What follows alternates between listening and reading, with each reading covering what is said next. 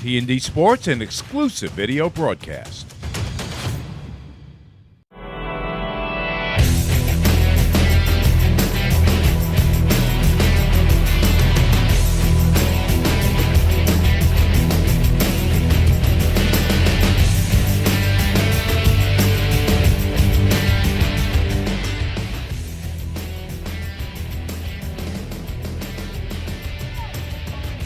All right, here we are live from Uniondale, Long Island. Mike Blewett and John Heffernan here to bring you the Fun City Bowl, a matchup between the FDNY Bravest versus the NYPD Finest. For all the marbles today, John, the Fun City Bowl has a lot of history, and these teams will be playing for an opportunity to go to the national championship in the National Public Safety Football League. So many storylines, ladies and gentlemen. I don't even know where to begin. First, let's give it up for this man to my left, Mr. Mike Blewett. Play-by-play today, John Heffernan doing the color commentary. Gorgeous day for football here in Uniondale, Mitchell Field. Mike, we got the ceremonial unit getting ready for the anthem and to kick off the pregame festivities. You talked about it, though, Mike. You got to go back to 1972. The late, great firefighter Pudgy Walsh, who became the head coach of this Bravest football team, was having a couple cocktails at Tom and Ed's. Finally became the Mariners Inn, which everybody knows it for, was sitting alongside Joe Loughran, the longtime head coach and player for New York City Police Department. And they had a little bit of a spirited exchange. Our team could beat your team, and the bet was on. And the next year, for the first time ever, the Brooklyn Mariners, which the New York City Police Department played on, and the fire department went head-to-head, and this year is the 51st iteration of the Fun City Bowl. Who wants to be the king of the New York? We've got two undefeated teams, Mike, and I got to tell you, they are evenly matched, and they are dead serious, and all of them on both sides dead set on bringing home the victory today. No doubt about it. So NPNY has been undefeated to this point. Check 1 2. Dominated. Check 1 2. Defense, and obviously NYPD has had really of all the teams in the NPSFL has the largest point disparity. So they've been putting up points and limiting those opposing offenses. So I expect a lot of defense today, but we'll see if that FDNY Bravest defense, which we have watched week in, week out, be dominant. We'll see if they can actually stop this attack from NYPD. We're going to break it all down for you. You talk about, though, the defense of the fire department in New York. You know, as most of you know, and for some of you that don't, an undersized defense due to regulations on the job. There are weight limits, there are height limits, and things like that that have made the defense for the FDNY be able to utilize their strengths, which isn't size, it's not weight, but it's speed, aggressiveness, and togetherness. And it starts with their secondary, guys like Dollison, Solodzinski at the linebacker position. We'll have all of those guys for both sides and more as we get closer to kickoff. But, Mike, so much pregame to talk about as well. I know Mike Trezza, our PA announcer, is going to be getting things kicked off at around 6:15, somewhere around there. Yeah, so we'll be doing quite a bit of pregame ceremonies, as John said. We'll likely lay out during that because there's a lot to discuss, many people to honor. Fallen police officer Timothy Diller. We'll talk about some of those as well. It's obviously could be a somber beginning to the ceremonies, but it's a way to honor those people who have shown their dedication in their craft, in their day job. And then after that's all wrapped up, we're going to honor them with a spirited football game, and it's going to be a lot of fun. Absolutely. Look, there's no sugarcoating it, Mike Blewett. What these guys do, both the Bravest and the Finest, is really hard to describe in a pregame show, but I'll give you an example. Dollison, one of the better secondary players for the fire department in New York, he told me pregame that he's got two young kids of his own. And one of his first year, I think it was his Pro B year as a firefighter for FDNY's Bravest, he was involved in a drowning situation with a 7-year-old kid. And again, I want to get the heavy stuff out of the way, but he said it changed his complexion on life. And to have two kids of his own, to know what these guys do, not only do they put their lives in the line, they're saving lives, and sometimes, unfortunately, lives are lost, and that's just the nature of the beast here. But Dollison went on to tell me there's not a down that he plays out here in the gridiron. Today it'll be at Mitchell Field where he does not appreciate his position as a football player for the fire department of New York, and also the job, knowing that there are days he may not come home. That's not the hope, but it's a reality. And we're going to be covering a lot of our fallen heroes during the pregame today. Yeah, certainly we'll do that. Mike Trez, our PA announcer, will be doing that in just a few moments. We'll see pipes and drums from FDNY. We'll see the honoring of the colors. We'll retire the colors in just about 40 or 45 minutes from now, and then we'll get to a national anthem and eventual kickoff. You mentioned Timothy Dollison. You mentioned some of the play of the FDNY. What you'll see, for some of you that have never watched any of these broadcasts before, you'll see that field.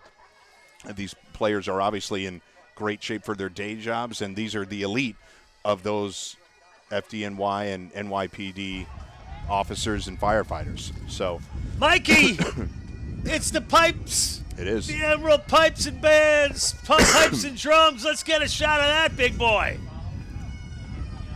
Here they come, goosebumps time. Onto the field, pipes and drums before them. We'll lay out for a second so you can listen.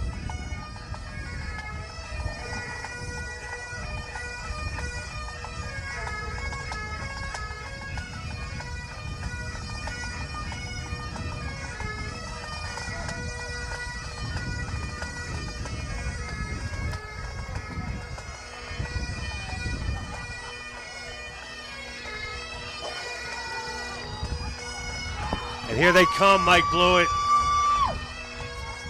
New York City Police Department out on the field being led by number 76, Sean Brophy, a lineman out of MacArthur High School with the American flag.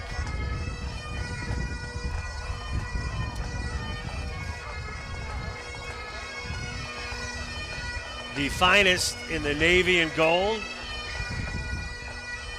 helmets, navy blue jerseys, and the gold pants,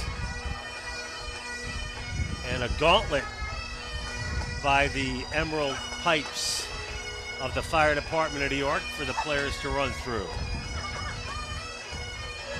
And the police department being followed by the coaching staff.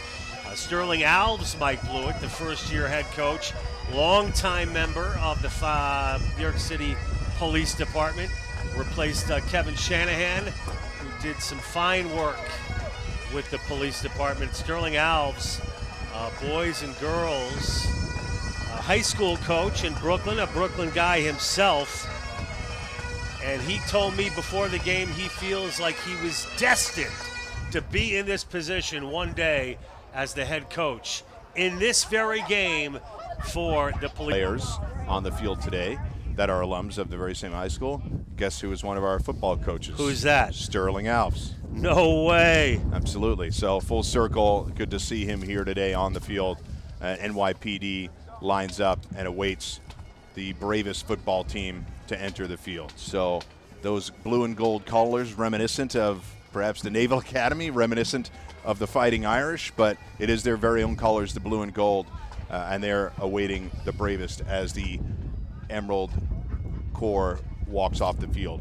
And we'll get into more of this, but PD, since for those of you joining us early on our extended pregame show on what some could argue, Mike Blewett, is the unofficial national championship. There is one more game to be played this year. That is and here they come! The returning champs, Mike Blewett. Look at this! Unbelievable! Getting the goosebumps going. FDNY pipes and drums take the field, leaving the Bravest onto Mitchell Field. And then we will commence with some additional pregame ceremonies. But we'll lay out for a second so you can listen again.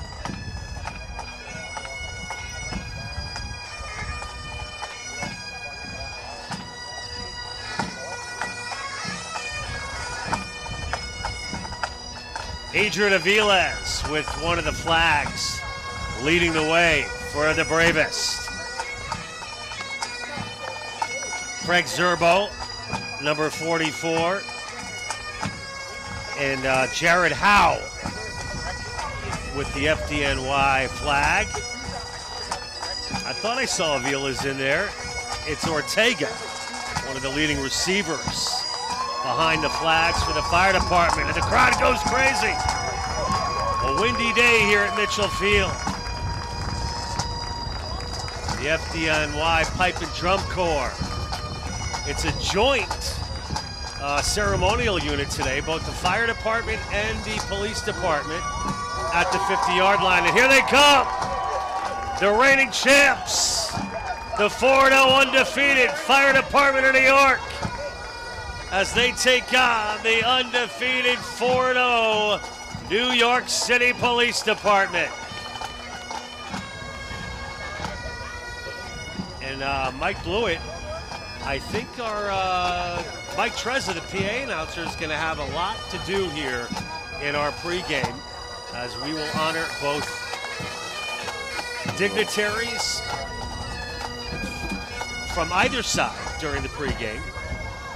And Mike, I can't tell you enough how much these two teams respect each other, but when that opening kick comes, there's no love lost, and things get chippy, it gets rough, and they are deadly serious about bringing home a victory today. And like you said, it's not just about the outcome of this game, which is the obvious rivalry game, but this will decide who goes to national championship game. There are games to be played in Division II. This is Division I. So in Division II, there are games to be played to decide who in the western part of the United States who qualifies for that national championship. The other two undefeated teams, San Diego and Roanoke, will be the likely opponent for the national championship. Ladies and gentlemen, the winner of today's game. So, Mike, you want to maybe throw it over to Mike Trezza? Here's our PA announcer, Mike Trezza, to talk about the upcoming pregame ceremonies. Matchup between the bravest of the FDNY and the finest of the NYPD football teams. Ladies and gentlemen, today representing the FDNY, Chief of the Department, Chief John Hodgins. Division Chief of PSAC 2, Chief Farouk Muhammad. Chief of Safety, Chief Mike Myers. UFOA Representatives, Chief Tom Riley and Chief Sean Michael. UFA Representatives, Firefighter Bobby Eustace and Firefighter Dennis DeVetter. Representing the NYPD today, First Deputy Commissioner Tanya Kinzella, Chief of Department Jeff Madre, Chief of Internal Affairs Miguel Iglesias, Chief of Intra-Agency Operations Terry Tobin, Chief of Patrol Borough in the Bronx Ben Gurley, Chief of Patrol Borough in Queens South Kevin Williams, Assistant Commissioner Kenneth Morgan, Executive Officer of Patrol Borough Queens North Chief Raymond Porteous, Executive Officer of Patrol Bronx Chief Raymond Napolitano.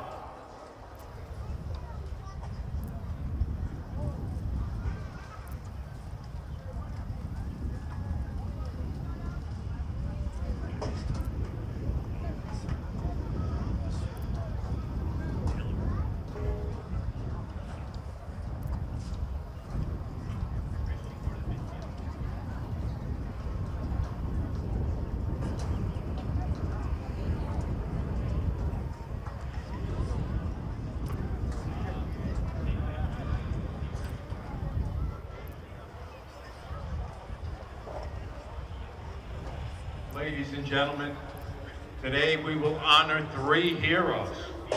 First, from the NYPD, Detective Jonathan Diller, 31 years old, who made the ultimate sacrifice in service to the people of New York City. On the evening of March 25, 2024, Detective Diller was fatally shot while investigating a suspicious person in a vehicle at 1919 Mott Avenue in Far Rockaway, Queens. As part of Patrol Borough Queens South Community Response Team, he approached the vehicle with tinted windows outside a T-Mobile store. Despite his lawful order for the passenger to take his hands out of his pockets, tragedy struck when he was shot beneath his vest.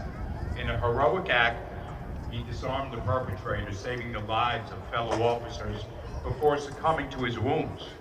Officer Diller, a dedicated member of the NYPD since February 24, 2021, served with distinction in the 105th Precinct before joining the community response team.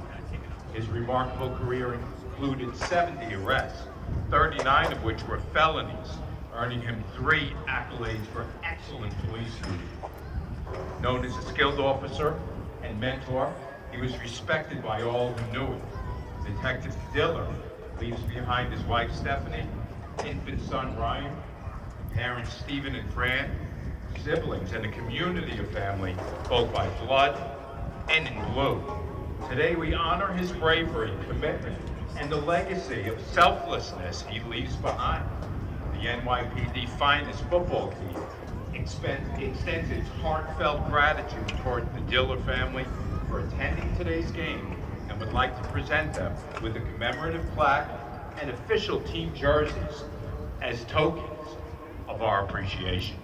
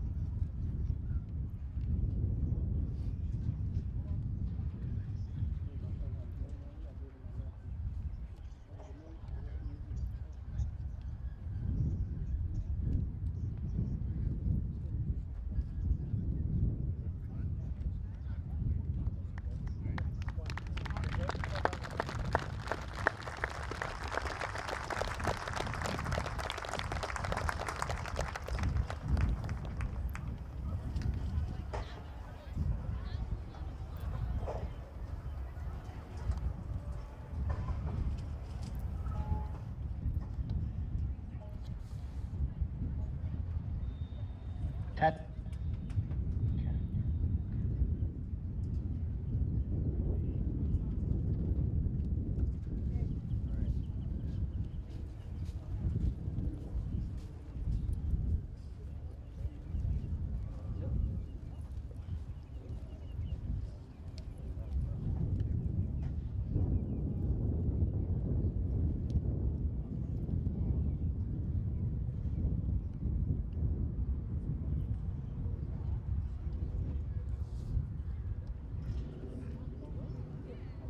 Next, ladies and gentlemen, we honor from the FDNY EMS, Emergency Medical Technician Frederick Whiteside of Brooklyn, New York, who was appointed to the FDNY April 19, 2002, just 7 months after 9/11, and spent his career helping residents of the Bronx and Brooklyn as part of the EMS Division 2 and 3 for 22 years.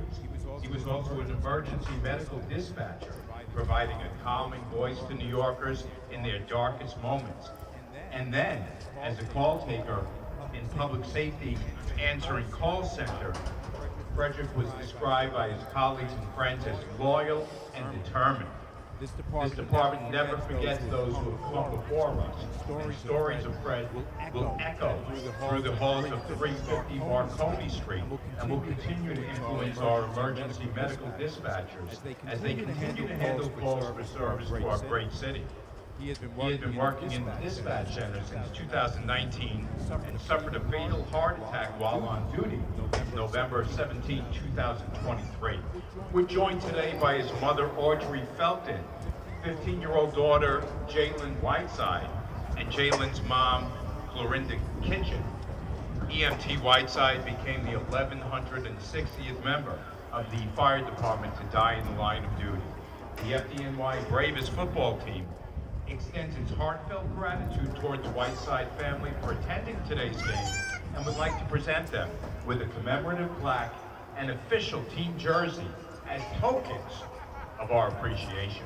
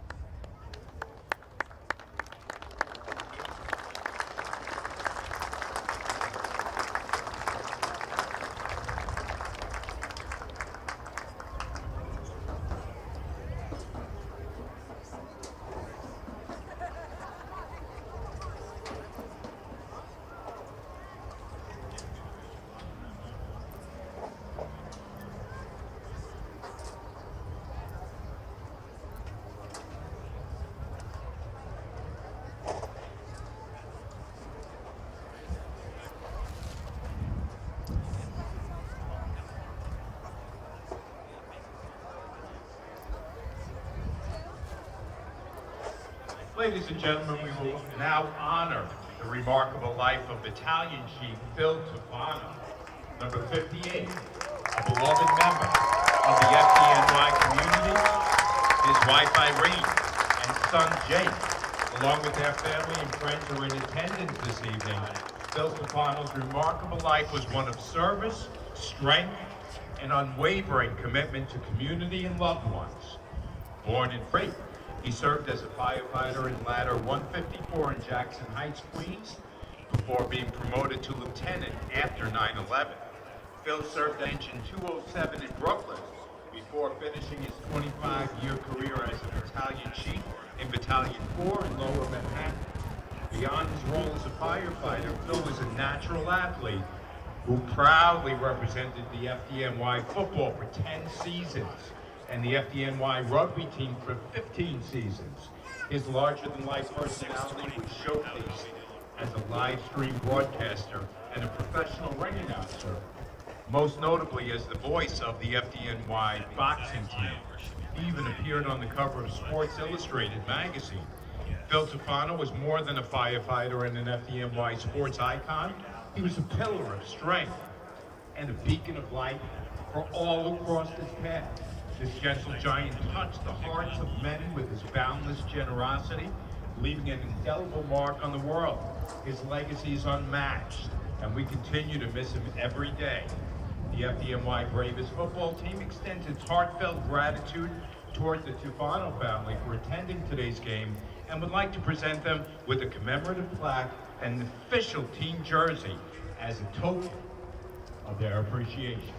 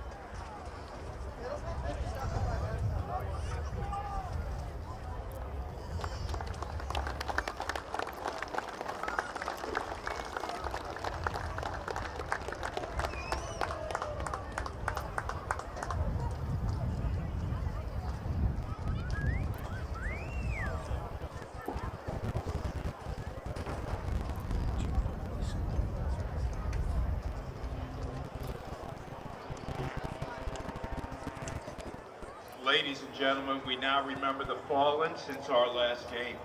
Firefighter Harold J. Johnston, Engine 36. Electrician Joseph Berardi, Buildings Department. Firefighter Wilkins Vega, Engine 221. Lieutenant Stephen A. Asaro, Battalion 4. EMT David S. Davis, Station 50. Firefighter Cameron A. Kahn, Engine 219. Firefighter Jason E. Baldwin, Ladder 46.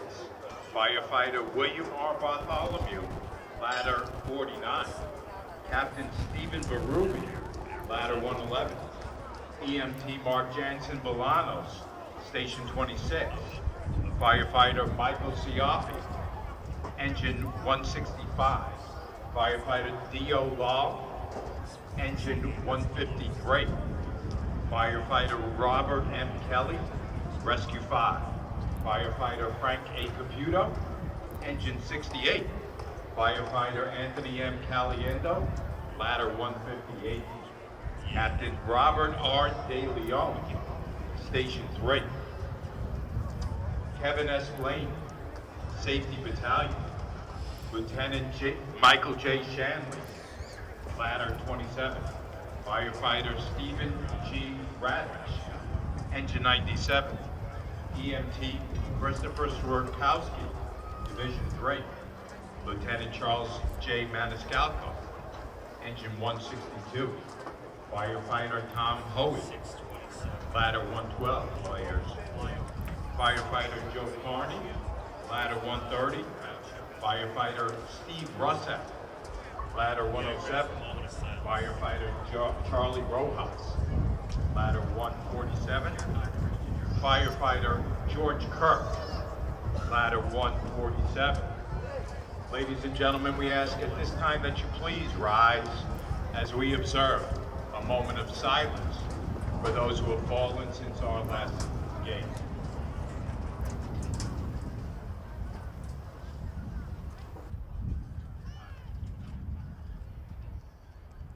At this time, ladies and gentlemen, we ask that you please remain standing and remove your caps and join our teams and coaches for the playing of our national anthem as we honor this great country of ours and those who protect it every day.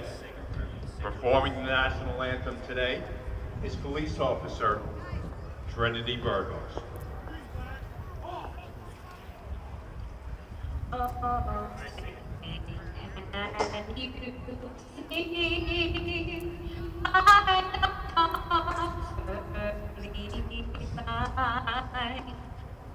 So proudly be held at the twilight's last gleaming, stripes and bright stars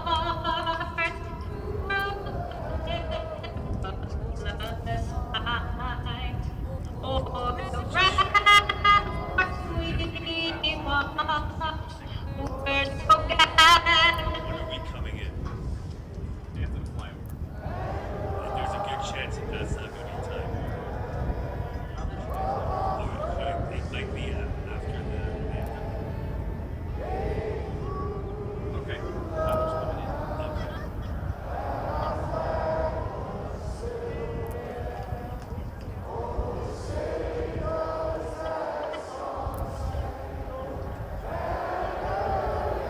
Let me know when it's there, dude. Let me see.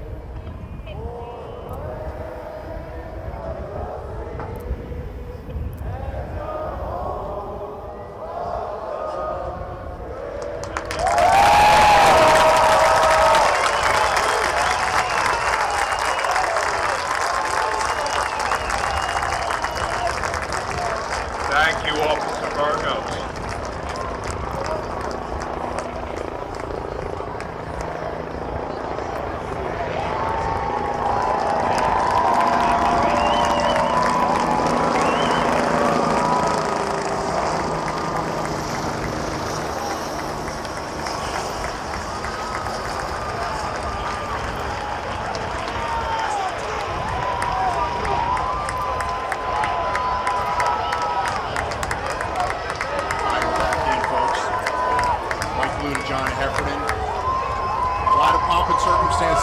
always said, John, there was bound to be some somber moments during that ceremony, but we honor the fallen, and we move on to honoring the players who are going to play in this game today. All right, well, first of all, big props to Trinity Burgos, Absolutely. the NYPD anthem singer, who, by no fault of her own, handled that microphone situation beautifully. Trinity, thank you so much. I was dying to hear more of that beautiful voice of yours, but you got some help from the crowd. We're going to get it better next time, Trinity, but thank you so much. John Heffernan alongside Mike Blewett for the first 51st edition of this Fun City Bowl. We want to officially welcome all of our viewers once again. Mike, are you pumped up or what? I've clearly had my Red Bull. I'm fired up. Fun City Bowl. Let's have some fun. NYPD Finest versus the FDNY Bravest here June 1st, 2024, live from Mitchell Field. We're getting ready for the coin toss, and then we'll get ready for some action. Before we get to the coin toss, let's show you the keys to victory. And we got the captains out there, Mike Wilson, Absolutely. Dollison, Flower. Right. Who else do we got? Let's see. Got- And the captains for the police department. We got John Moody, hard-hitting John Moody. He's out there, obviously. And there's for D-Will, FDNY. one of the best defensive players in the entire National Public Safety Football League. And Mike Blewett, here's the toss. We will await the outcome. In addition, for the fire department, number 22, you mentioned Moody, one of the captains. Number 4, Eric Ortega, all about the receiving corps, and it's led by none other than number 4, Eric Ortega. Joined alongside number 52, John Seda. FDNY on one side. And look, they got the refs NYPD mic'd up, on Mike the other. Blewett. Okay. FDNY is the home team. We're going to call this heads. Tails is NYPD. Okay. So you're going to call. What is your call? Heads or tails? Heads is the call. Jake, you're going to flip it. Heads. Heads is choice, which is the home team FDNY. Okay? Heads is the call. Go ahead, Jake.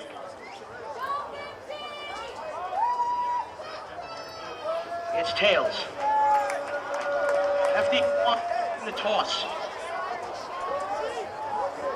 They did. FDNY. FDNY, are we FDNY live? has won the toss. Is deferring to the second half. Okay? You come good first. Take the football. Which goal do you want to defend? Swing your back out. NYPD, come with me. The Bravest won the toss and deferred to the second half. NYPD will be receiving down at this half. Guys, shake hands. Let's have a good game.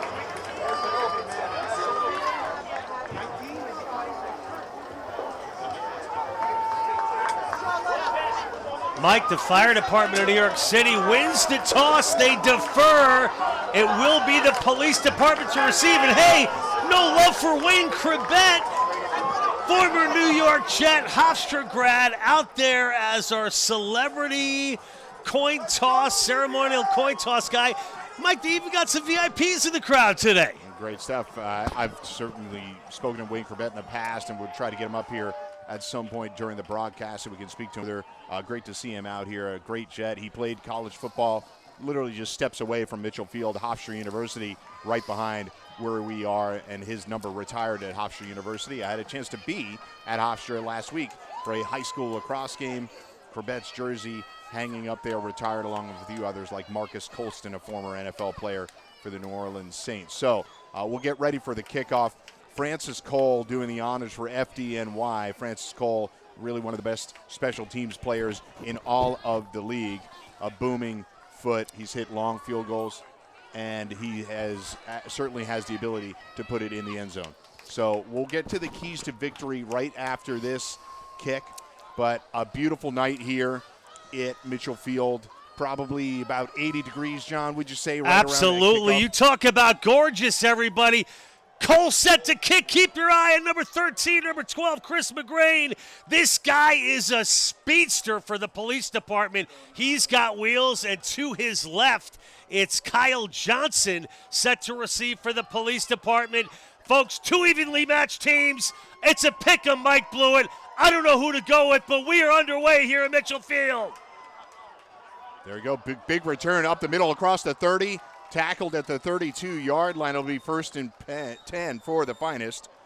Great return there. Dude, by Kyle brought Johnson. down in part by number 23, Michael Silva for the fire department. You talk about a hole in a seam, Mike Blewett. Johnson with all kinds of daylight to set the tone early for the police department, and they've got incredible field position at the 34-yard line. So let's line it up for the FDNY Finest office. Starts with the quarterback, David Quinlan, right?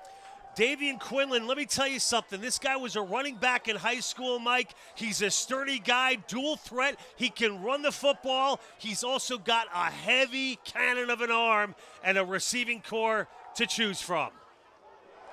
He's joined in the backfield there and gets the carry. That was number 2 on the carry. That's William Woodley. Woodley will be their number 1, Mike, all day long. He's kind of the heir apparent for the police department, I should say. And if he gets going early, it's going to be dangerous for that D-line and the secondary for the fire department. Out of Keep Long an eye Island on Woodley. powerhouse St. Anthony's here on Long Island, and played college football at Buffalo State, John. There you go. So already PD getting close to midfield. They decide to run the ball early here, Mike. But Quinlan not afraid to throw it. So another handoff there, and we got a flag down on the play. Look at back that to gang Woodley. tackle, Mike. Yeah, they go back to Woodley on that, but a flag initially. Davian Quinlan, by the way, another Long Island guy at a Plain Edge, just minutes away from here, and he played at Hartwick D3 school. Yeah, great athlete. He said, you know what, there hasn't been a whole lot of talk, Mike, this week amongst the guys. We all kind of feel confident. We know what we want to do, but not going to help Davian's cause at all by them getting jammed up by penalties. Mike, we haven't talked a lot about our keys to victory today, but clearly the team that turns over the ball less and commits the least amount of penalties certainly is going to have the best chance at winning today's ball game. John, the reality is that the highest scoring offense in this entire National Public Safety Football League is NYPD, and the most fierce defense in this league is FDNY. Even in the games that we've covered thus far, the only points scored against FDNY are in garbage time. Here's Quinlan on the carry, breaks a tackle, breaks another tackle across the 35-yard line up to the 36. So breaking tackles on the keeper, and gets it back close to the past the original line of scrimmage, but it'll be 3rd down and about an 8 here. And John Cunningham, one of the biggest players on the fire department of New York team, just a monster of a player in on the tackle there. And, you know, Quinlan looking like a tight end, Mike Blewett. Yeah, I mean, absolutely. He was dragging guys left and right, breaking tackles. You got to be careful, though, especially as important as a position. As the head coach Sterling Alves told me prior to the game, if Davian Quinlan has a good game today, I guarantee we win. Number 14, Mike Miller in motion. Quinlan downfield to number 9. Incomplete, Wide intended for open. Kyle Johnson. Dude, Mike Blewett, Johnson was wide open in that one-on-one coverage. If we could take a look at it one more time. No, we're gonna let that one go. We'll wait for a completion. That would make sense. So, Johnson wide open. Quinlan just overthrew him just a little bit, which is going to bring up a punting situation for the for the police department. So credit the FD defense for holding the Finest on that drive. And the punting duties are number 41, Kevin Lindley, kicker and a punter for the Finest. Getting out of the way there. Is that Ortega back to receive it deep? He waves everybody off, and the ball rolls out of bounds. It was at the 30. Ortega. And, you know, a very short kick, Mike, which is going to give the fire department great position. Let's talk a little bit about the starter today, Mike Blewett. Heedles getting the start for the 2nd week in a row under center. Of course, we're talking about Tommy Heedles, who, without question, is one of the best athletes on this fire department team. He's been sharing the duties with John Conklin, but let's listen in. Team, number 39, 15 yards to the end of the run. First down. That's going to back Tough. it We got up. a penalty there. That's number 39. Oh, no, That's it's Mike going Song. to against the It's against the NYPD. Okay, yeah, there we and go. it gets against PD. So that is Gare Bryan, D-back out of Elmont, played college football at Virginia Union. So we got an unnecessary roughness there, 15 yards onto the end of the run. Gives them first and 10 at the 46. Yeah, so at the 46, our first look here at the starter, Tommy Heedles, also dual threat. He's a tremendous athlete, also plays wide receiver and running back. He will get the start for the second week in a row, Mike Blewett. Yeah, absolutely. Trey Wilson in the backfield with him. Had an excellent game 2 weeks ago and will be a featured part of the offense today. And he catches the ball right here directly from Heedles up to the line of scrimmage, but stopped for no gain. Mike, the coaching staff for the Fire Department of New York have made no secret of the importance of number 21, last year's Fun City Bowl MVP, Trey Wilson. Not a man of many words, but he will get stronger as the game goes. And as special teams coach Steve Orr told me, we are going to run Trey until the wheels come off. So as Trey Wilson told me before the game, I'm not worried about my conditioning. My O-line makes the holes. They get stronger, led by their center for the Fire Department of New York. Want to talk a little bit about that offensive line, Mike? Yeah, clearly Adam Jensen been a big part of what they do as well. You often see him in motion. Looks like we got a blown play there. I think it's a false start on the Bravest, and he'll push that back 5 yards. NYPD finest clapping it up there. So FDNY will move it back. Full start. Offense, number 51. Going back 5. Replay it down. So that's going to go against number 51 for the Fire Department. And, you know, Mike, when you talk about that offensive line, it starts with Daniel Olivier. Their guards, Seda and Howe, very strong. A much improved offensive line, Parami and Wells as well. Right, absolutely. So, all right, we're going to be now second down. It'll be 15. And Heedles under shotgun. Heedles really one of the spotlight players. Trey Wilson, like we said, right beside him.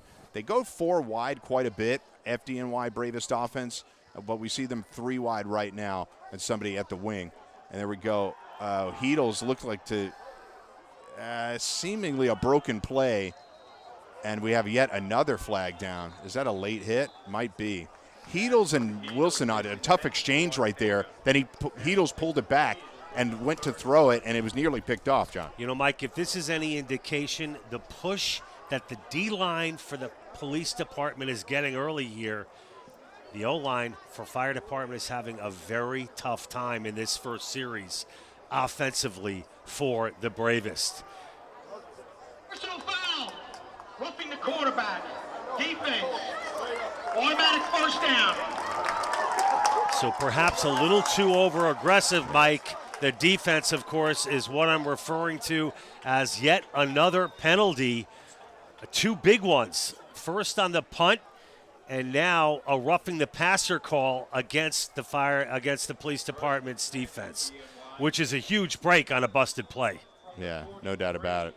So that brings us our first down of the game, our second personal foul on NYPD. There you see the player spotlight for Tom Heedles. He played for New Dorp in Hudson Valley Community College, 5 years as a firefighter and 5 years with the Bravest football. So third Fun City Bowl for him, and here he starts out. He pitches it out to number 14, Avilas. Showed a little option there, Mike Blewett. Avilas, he's slippery, as we've said before.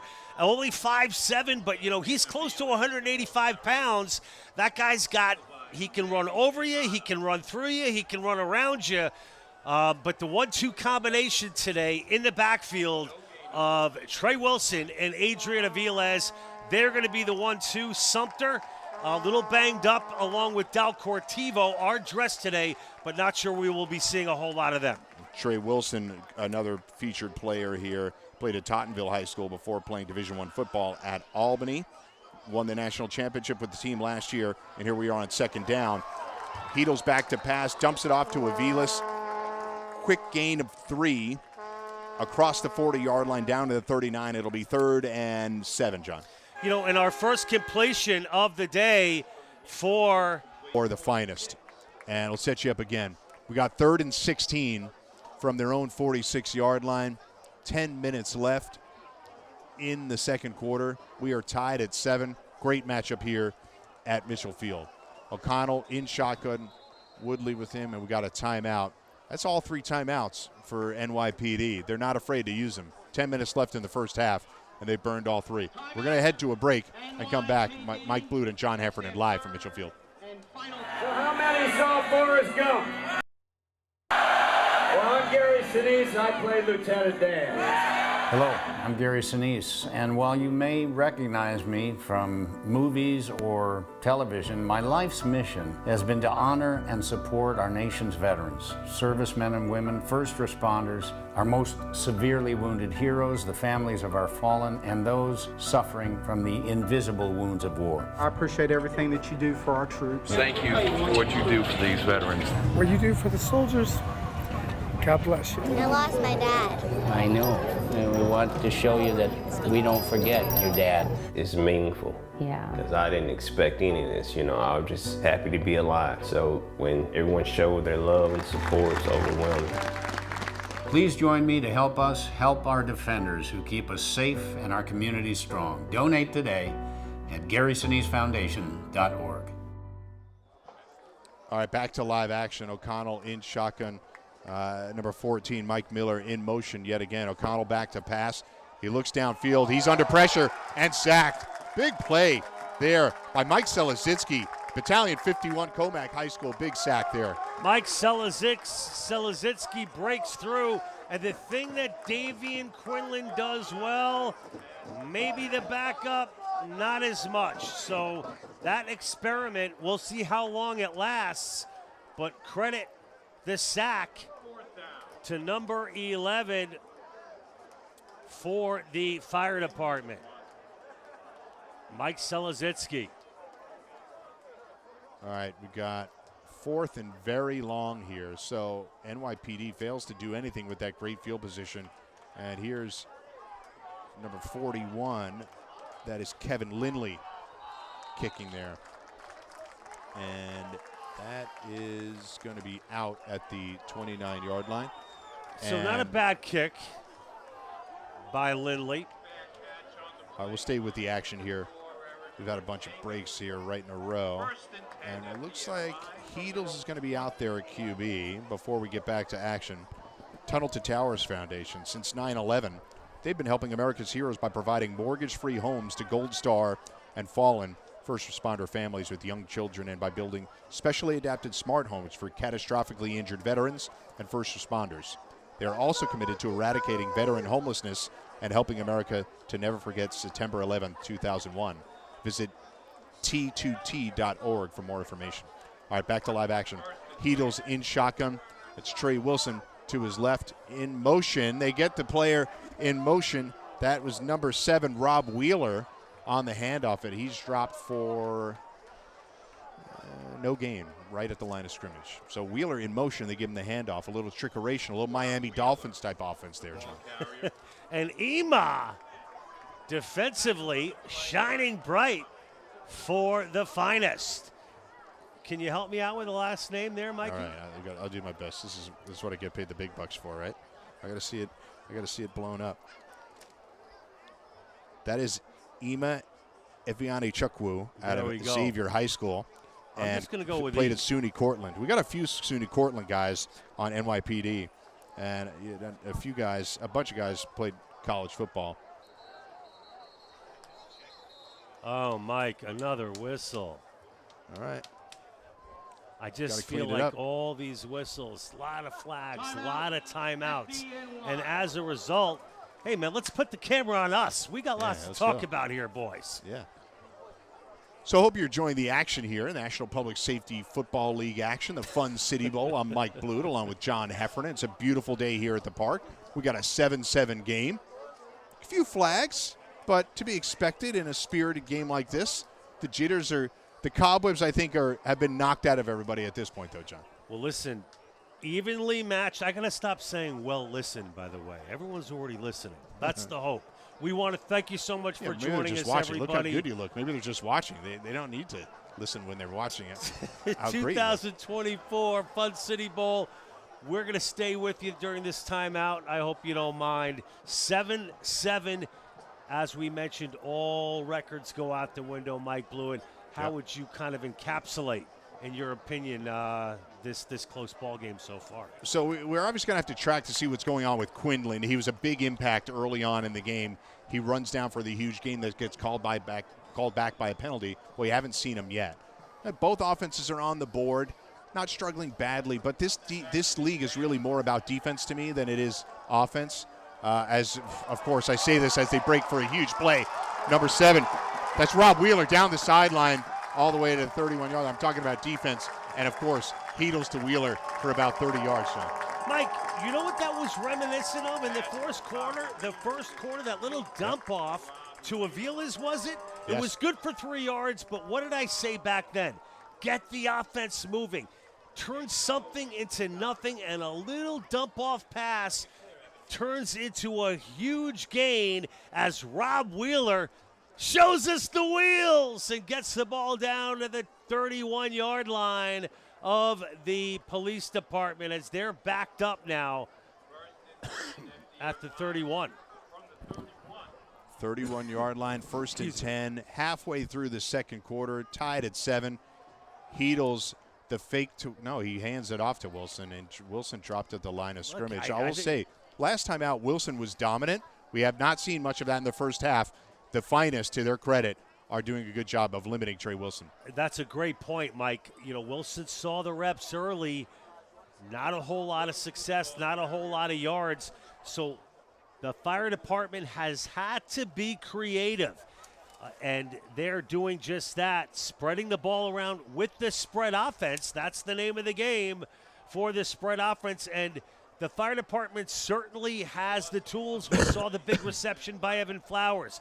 We saw the big run after catch there by Wheeler. And if they can keep doing just that, keeping the defense off balance, oh man, and minimizing these whistles and penalties. But it's Another it's a timeout. All right, I can't get annoyed at that, Mike Blue. Yeah, so they're looking for a break there. They didn't like the look. It's the second timeout, though, on this series for the Bravest. 6:55 left in the second quarter. It'll be second 11. They have the ball at the Finest 32-yard line. So they're effectively in field goal range already for Francis Cole, as you mentioned earlier, the best kicker in the league. Missed his first attempt, but it was from 50. That being said, he has the leg for it. 50-yarder just missed. Let's talk a little bit about the coaching staff for the fire department. Offensive coordinator Mark Poppy has done a tremendous job along with Tony Martin, and it's really going to be up to those guys, Mike, to mix things up to try to keep the police department off balance defensively. Don't forget about Vinny Sheeta, the assistant to Cam Peake. Cam, of course, undefeated as the head coach for this team since 2022. And defensively, it's Rob Hoey, the defensive coordinator for the fire department of New York. 20 years with the team, along with Sal D'Agostino. Richie Richards, of course, the former linebacker, now helping out with the defense as well. So here we go. It'll be second and 11 from the 32. Heedles in shotgun formation. He's got Wilson, fakes it to Wilson, goes down the field to Evan Flowers. Flag. I think we're going to have a flag here. Oh, my gosh. That looked like a blatant flag there, Mike. Official were all over it, though. He let him play on that one. Who was that in coverage there? The thing is, Flowers Daniel tried to Roll come in back coverage? for that, Mike. Here we go. Here's the replay, John. Oh, we So got a replay, ladies and replay gentlemen. back. The Heedles went downfield. All right.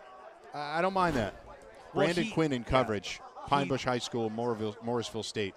Coming back for the ball was Flowers, but Brandon Quinn, was it, Mike? Yep. Maybe a good no call. I don't know. I don't mind. Really could I have don't gone mind either that no way. call. In live action, it looked a little aggressive, but It looked like a penalty to me. the ball was underthrown, and the defensive back didn't turn around, but he didn't really make much contact. Heedles jumps off there, but out over the outstretched arm And that of also Evan Flowers. intended once That'll be again fourth down. for Flowers. Does Francis Cole get another shot here? Well, certainly Fourth and 11 from one the of the 32. best special They are not teams bringing him players. out. They're going to go for it on 4th and 11? You shocked by that? I'm not with the field position they had, and a great shot of our crew from our crew of Mark Poppy, the offensive coordinator for the fire department. And perfect timing, guys, on that shot, because it looks like Mike Blewett, they will be going for it on 4th down. You got to be crazy, Mike Blewett. 4th and 11. What's going on? Another timeout. They used all 3 timeouts on this series, Bravest. I don't know what to tell you. It's a quick use of the timeouts, but this is an important play. On 4th and 11, with that kicker, I'm thinking of giving him another shot, but I don't mind them being aggressive. It's just that it's 4th and 11, John. Let's find out right after this quick timeout. We'll be back with more FDPD Fun City Bowl right after this. For over 2 decades, Rigging NYC Contractors, Inc. has been the go-to provider of services in New York City. Specializing in construction and industrial rigging, as well as machinery moving, we are dedicated to delivering safe and timely solutions. Our team consists of licensed master riggers, operating engineers, Teamster drivers, steam fitters, and iron workers. No matter the industrial or construction application, we have the lifting solution for you. In addition to rigging services, we offer specialized trucking services to handle equipment and materials. Our fleet of tractor trailers and experienced drivers make us the premier choice for New York trucking, including oversized freight and heavy loads. When it comes to rigging, trust the experts, the licensed master riggers at Rigging NYC Contractors. Contact. All right, back to live action. They are going to go for it here, John. 4th and 11, 6:43 left. Tie ball game at 7. Heedle's in shotgun. He's got 4 wide. He's back to pass. He's looking down the middle of the field to Jensen. Over Jensen's hands, and then hits Evan Flowers right in the hands. And now there's a flag down? Well, Mike, they got away with one before, but not 2 in a row, as 21 will get flagged for the play here. Quinn. Let's take a look at it again. You can see Brandon Quinn and Flowers, they've been butting heads all game long, and this time Quinn a little too aggressive. Let's listen in. Defense, number 21. First down. That ref looks like he could be my brother, Mike Blewett. Look at him. Yeah, he could be. Is he a Heffernan? So here we go. We got 1st and 10, a huge penalty on 4th and 11. Honestly, NYPD bailed him out. That pass could have easily been knocked down.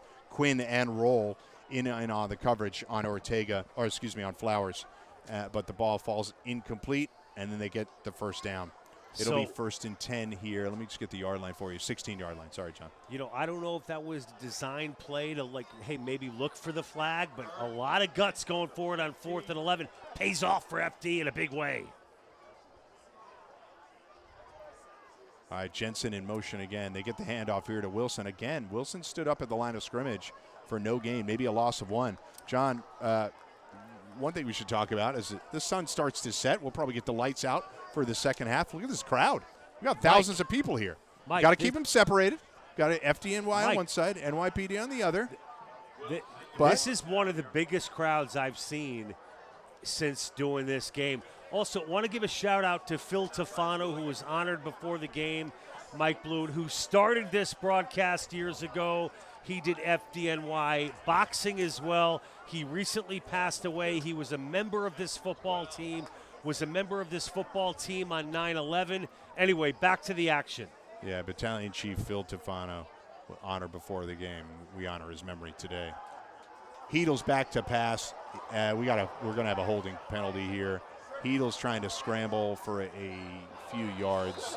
Gets a few, but that's definitely a holding penalty here. It's a matter of who it's called on. Mike, this might break the record for number of flags and a half. We got a bunch. We've had quite a few. And the only reason I mention it is, look, this is top-tier semi-professional football, but if you're an official, I'm not taking umbrage. These guys work hard, but you can find a penalty. It's like our PD officers. You want to pull somebody over, you could probably find a reason, right? And I'm saying that with a lot of love. All I'm saying is I'd like to see a little more rhythm. Our fans want to see the big pass plays, Flowers from Heedles, but let's listen in. Going back 10, replaying the down. There's my brother. So we're going to back that up, Mike, and it is holding indeed. And that'll bring us to stay at second down. No, yeah, second down and long. Very long. 2nd and 22 from their own 26-yard line. Heedles back to pass.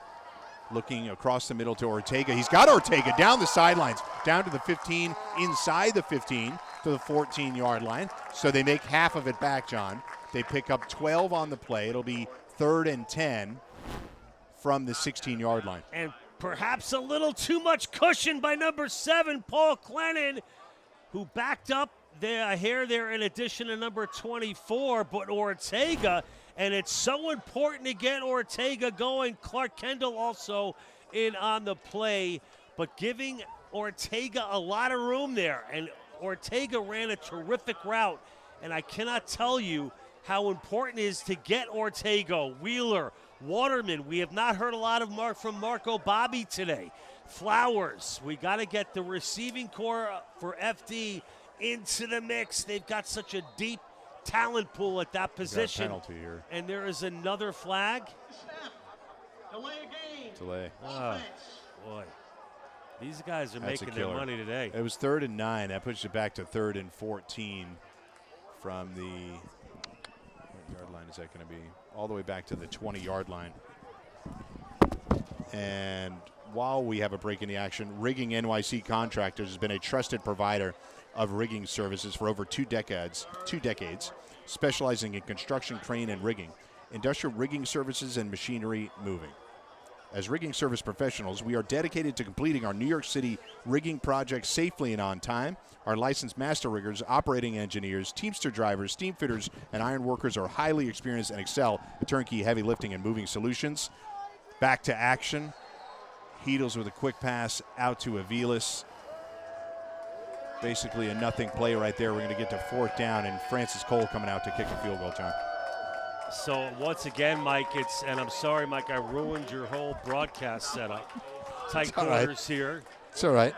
But Aviles with the catch, clearly not going to be anywhere near enough, and that's going to set up the Francis Cole field goal attempt.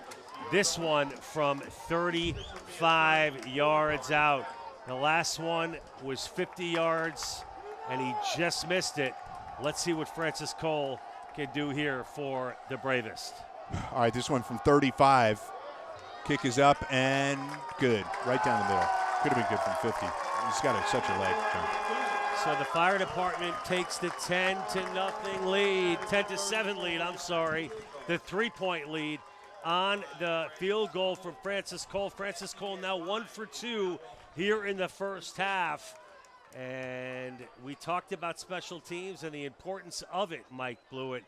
Yeah. And right there, Francis Cole gives the Bravest the lead. So I think we're 10-7 lead, 4 minutes left in the half. We're going to go to a break and join you right after this. Frank, how you doing? Andy Pettitte is one of America's greatest pitchers that has played for the New York Yankees. He has never forgotten what happened on September 11th. The grief I know that you and your family had to go through, but what you've turned that tragedy into really a triumph. What we do for catastrophically injured service members, Gold Star families, giving them mortgage-free homes. The 100-home village that you are going to build down in Tampa, it's just amazing. They go and protect us overseas. They give their lives. We better take care of their families that are left behind. I just kept seeing those commercials over and over, and it gets to you, right? I mean, if you're an American, I really just felt, in my heart, just like, man, this is something I wanted to find out more. All right, back to action. Francis Cole will be kicking off. Francis Cole works at Engine 59, a St. Francis Prep high school product, my alma mater. He also kicked at Central Connecticut State in college. And here's the run back, picked up right at the goal line. That's number 12, Chris McGrain, out of Lynbrook High School, played football collegiately at LIU Post, John. And what a shoestring tackle by number 42, Ricardo Cardenas. A little extracurricular activity after the play there, John. And Mike, I'm surprised we haven't seen more of that, but let's take another look. It's McGrain who gets some daylight.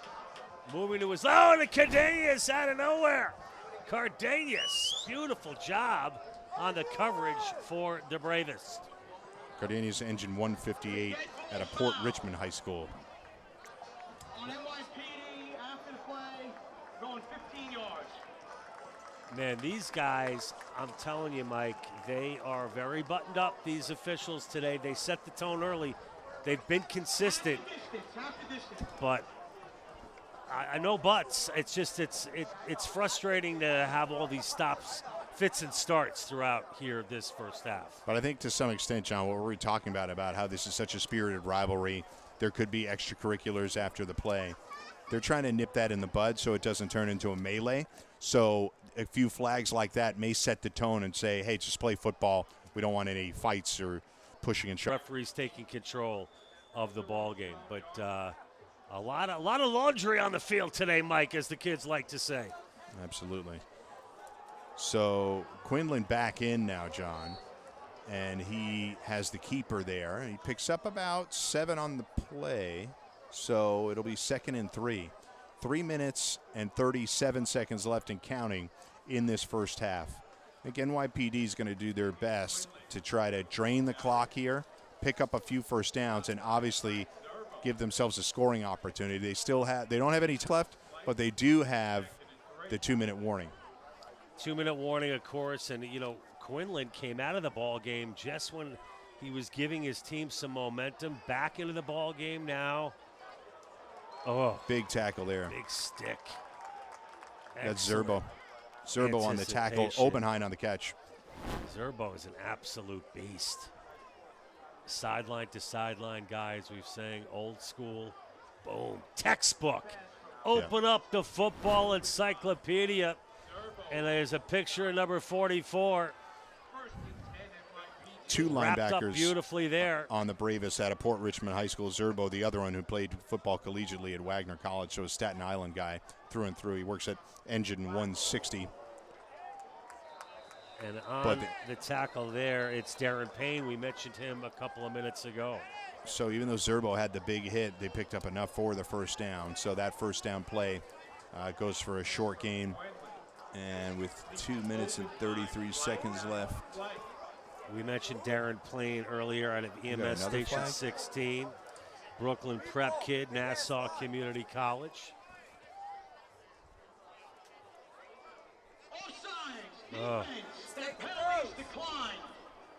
I got to go into the coach's room at halftime, Mike.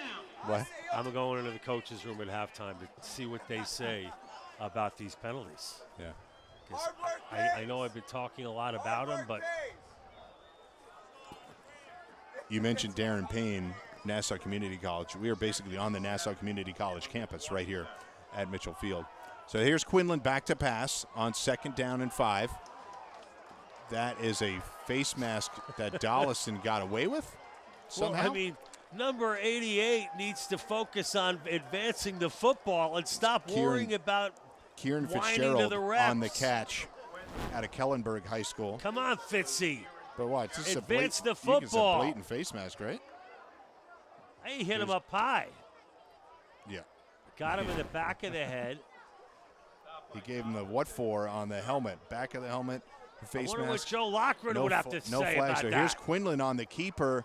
He stood up at the 31-yard line. He's not going to get the first down. So we should be at a 2-minute warning coming up here.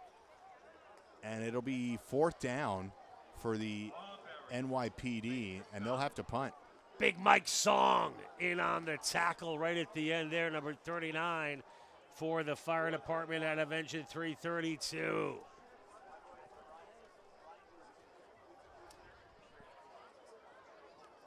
All right, no 2-minute warning.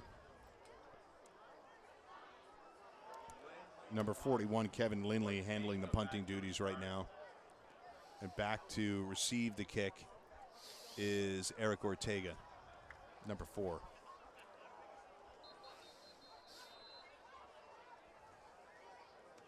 And another whistle. Delay game. Offense. Purposeful. Going back 5 yards. Purposeful penalty there. We don't have the 2-minute warning here. And NYPD just lays out for the delay of game there, taking more time off the clock, down to like 1 minute and 5 seconds left. Lindley gets off a really good kick right here. Ortega's going to get a chance to field it, but he's tackled as soon as he picks it up.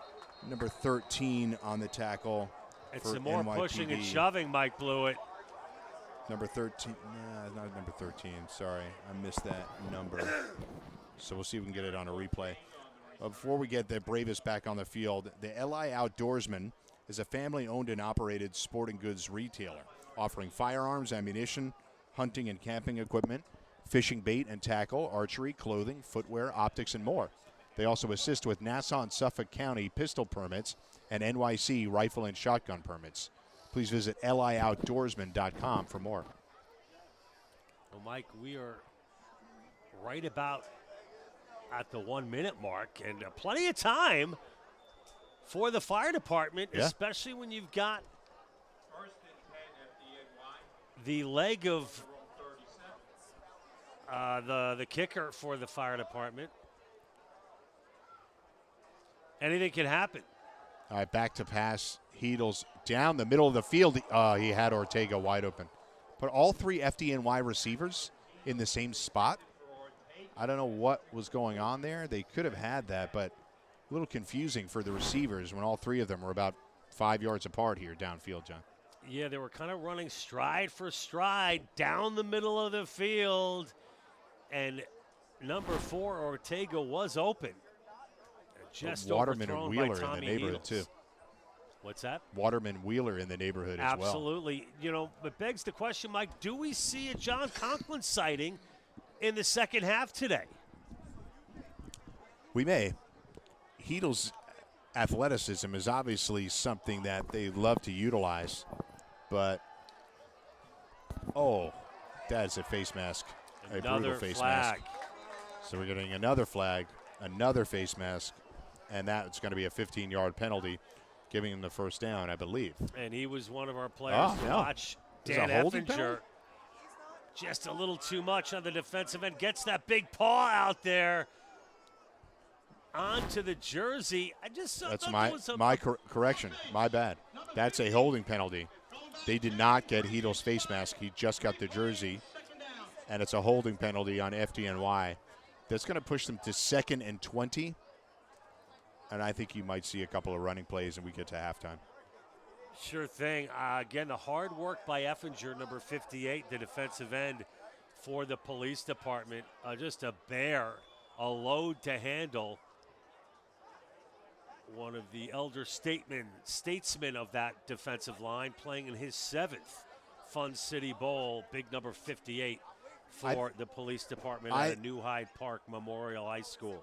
I think they can be aggressive on this play, and if nothing happens, then they run out the clock. But Heedles keeps it, gets to the outside, across the 40-yard line, and another penalty. That's going to be a penalty on Ortega.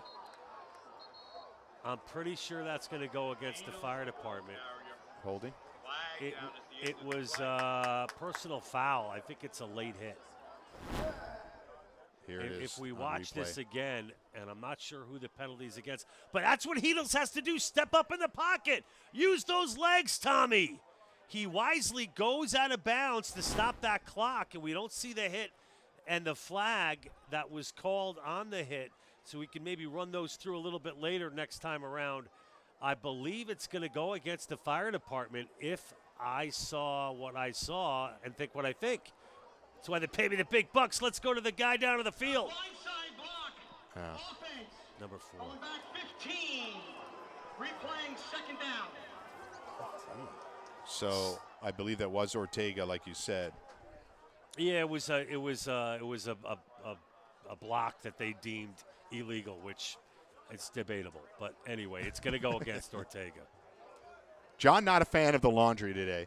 No. We've had a lot of it. No, come on. But like I said earlier, if the officials are trying to set the tone, they just want the guys to play football. They don't want cheap shots or anything. So Ortega gets called for the blindside block and moves it back 15 yards. I think now we may very well see FDNY just take it to the locker room. Maybe a simple handoff here to Trey Wilson, see if he can break something. And he does get the handoff here up the middle, up to the 30-yard line. And I think that's it for our first half, folks. So it's been an interesting one. It's 10-7. Bravest do have the lead. And live from Mitchell Field, welcome to the National Public Safety Football League and the biggest matchup of the entire season, the Fun City Bowl. 10-7 is the lead for the Bravest. And what's that? Oh, I thought I was getting a signal here. So, all right, sorry. We're on camera here. So, John, I'm going to throw it to you here. 10-7.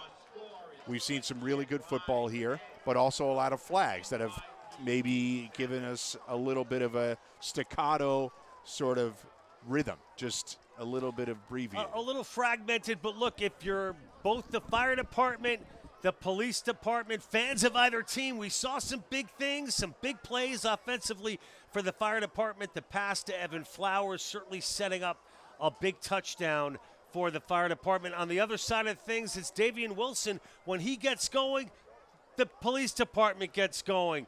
It's the leg of Francis Cole that gives the fire department the 10-7 lead. Some big adjustments are going to have to be made at halftime.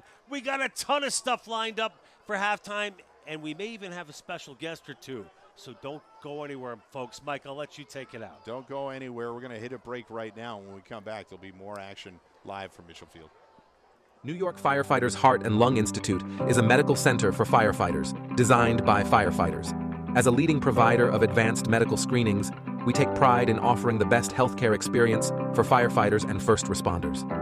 Since 2002, the New York Firefighters Heart and Lung Institute has been dedicated to screening, diagnosing, and treating first responders and their families each and every day.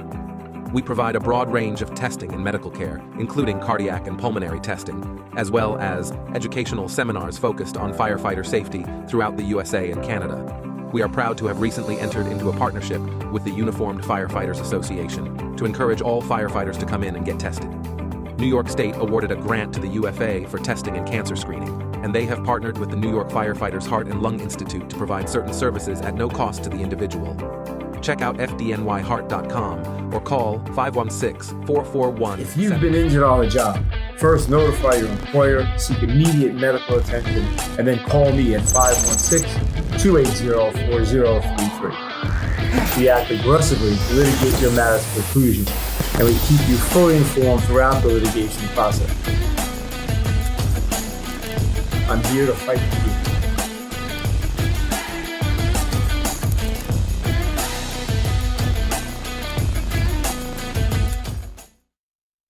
We're here today right outside Colorado Springs to welcome home DT and his family here in the beautiful smart home that the Tunnels to Towers Foundation has just completed.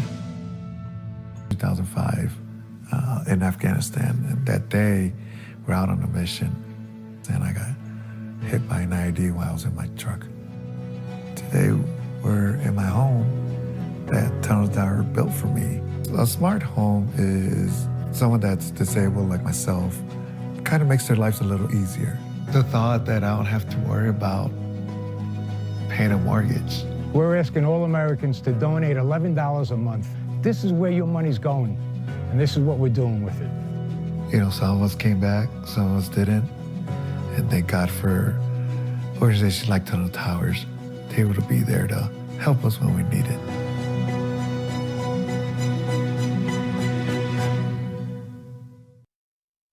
Tom Olkers served others. He was an incredible husband, father, NYPD officer, and FDNY firefighter. At age 26, Tom worked at Ground Zero in the rescue and recovery efforts following the attacks of 9/11. Throughout his courageous battle against World Trade Center cancer, Tom deeply appreciated the care provided for him and his family, including the FDNY's Family Assistance Unit.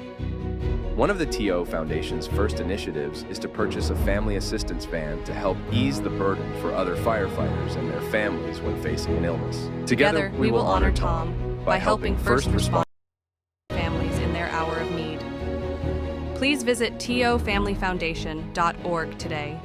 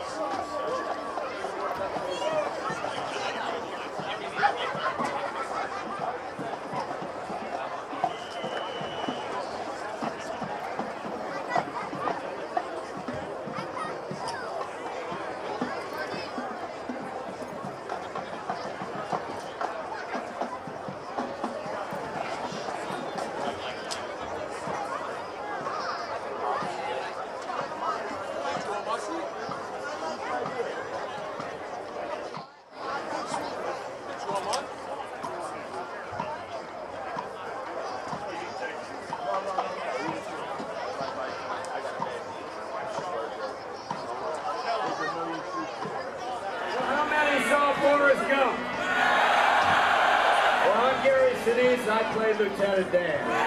Hello, I'm Gary Sinise, and while you may recognize me from movies or television, my life's mission has been to honor and support our nation's veterans, servicemen and women, first responders, our most severely wounded heroes, the families of our fallen, and those suffering from the invisible wounds of war. I appreciate everything that you do for our troops. Thank you for what you do for these veterans. What you do for the soldiers.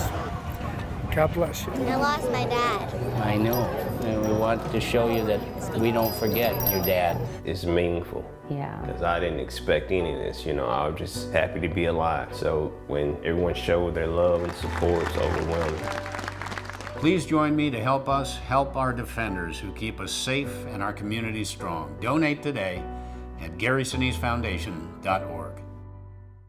For over 2 decades, Rigging NYC Contractors, Inc. has been the go-to provider of rigging services in New York City.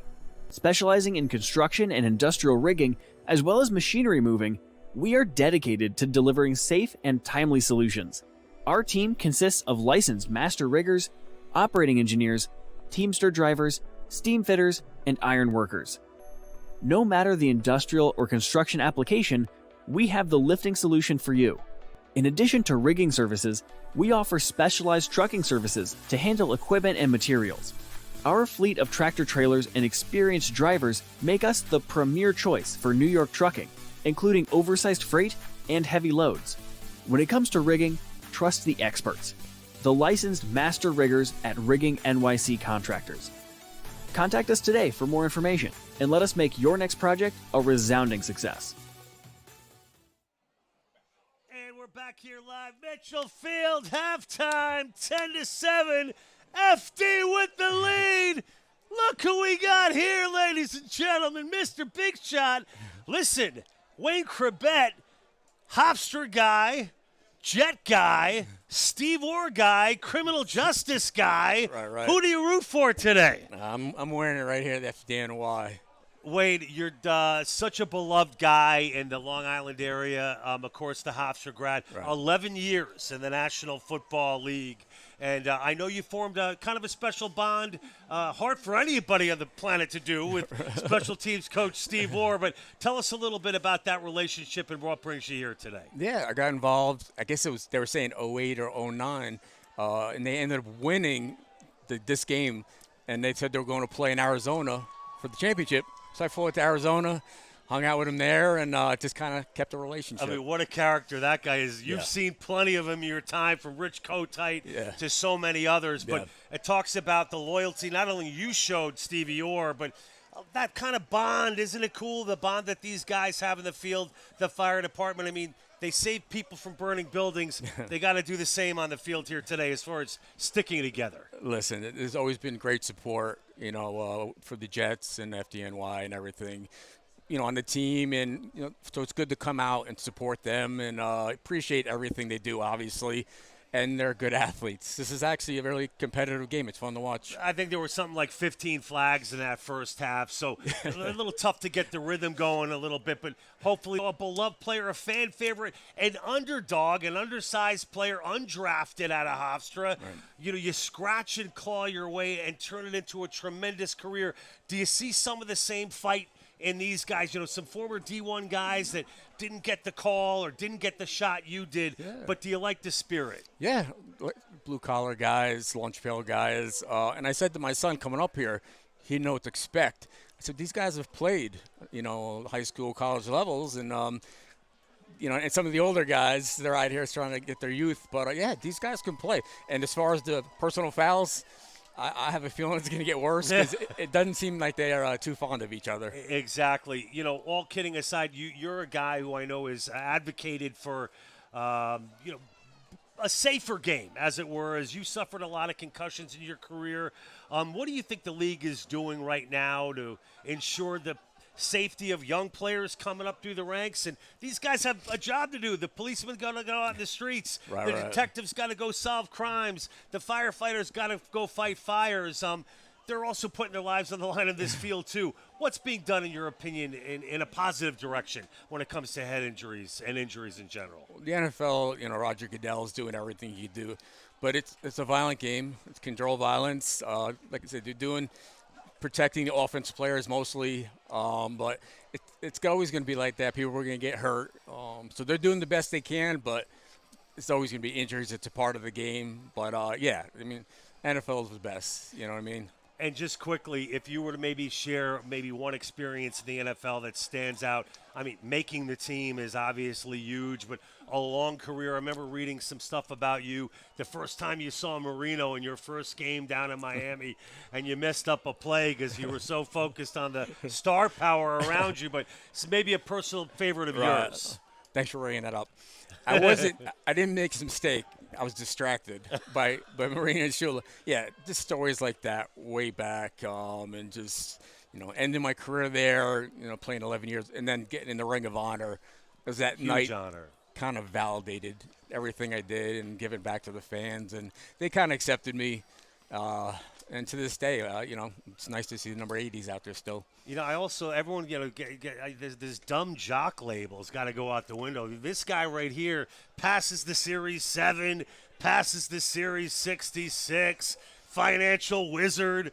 Read my bio, huh? I'm telling you. So are you still involved in wealth management? And I know you got your start at Morgan Stanley and have kind of ridden it out from there and doing really well. Yeah, I got my Series 7, which was harder than making the NFL, to be honest with you. 6-hour test. But, 10 years in finance, Morgan Stanley, Barclays.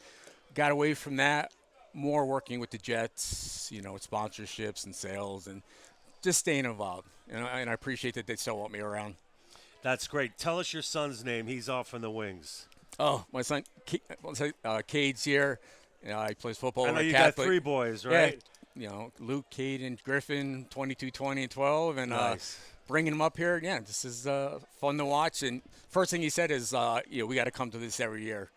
There you go. So they're getting a taste of it. It's about passing it down. We got another current member of the New York Jets football team representing the police department tonight. We'll have more of halftime to come with our next special guest, former New York Jet, current New York Jet. That's the teaser. Don't go anywhere. We'll be back after the break. Wayne Krabet, everybody. Big thanks. Thanks for coming in, man. Great job. Appreciate it. Thank you.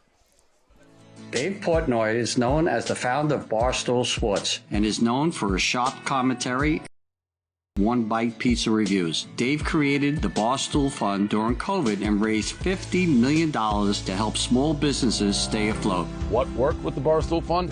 They knew they were giving us money, and the money was going right to the businesses they wanted to give the money to. People knew where the money is going, and we're 95.1% of every dollar that is raised goes to our great heroes. Yeah, and that's a huge part. I did all the research. I've known about you guys.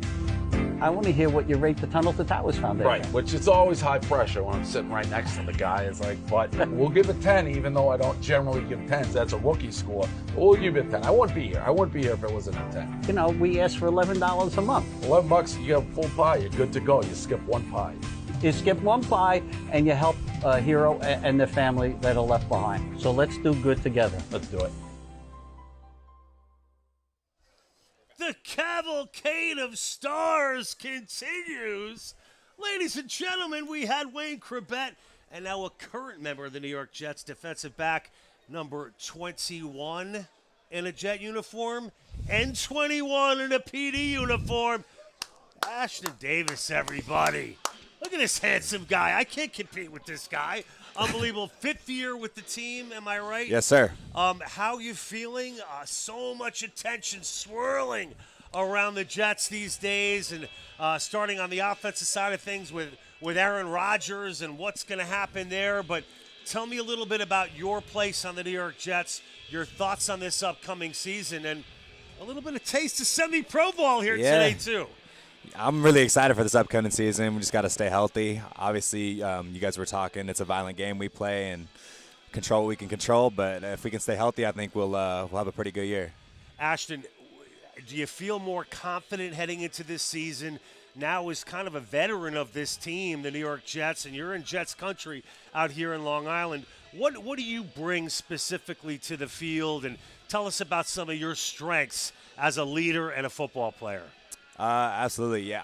I bring violence and passion. That's kind of my two things. Yes. I'm always trying to get that football, and that's it.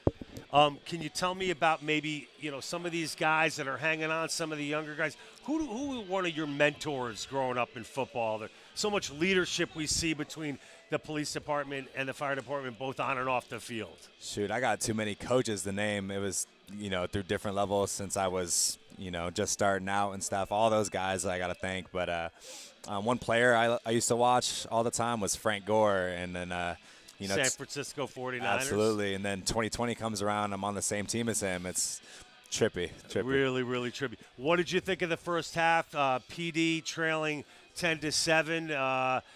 Got to feel pretty proud to wear this jersey, though. Yeah, there's some. I didn't like Wayne said. I didn't know what to expect, but there's some good football being played. Definitely some violent football being played. It's a lot of penalties that first half, but that happens when you're flying around. And I don't know. I'm having fun. Can you tell me a little bit about your thoughts for this upcoming season? OTAs, and we're now in the month of June. Are you getting amped up for the 2024 season? And do you think you can do some damage with the New York Jets this year? Oh yeah, absolutely. Like I said before, I'm super excited for this year.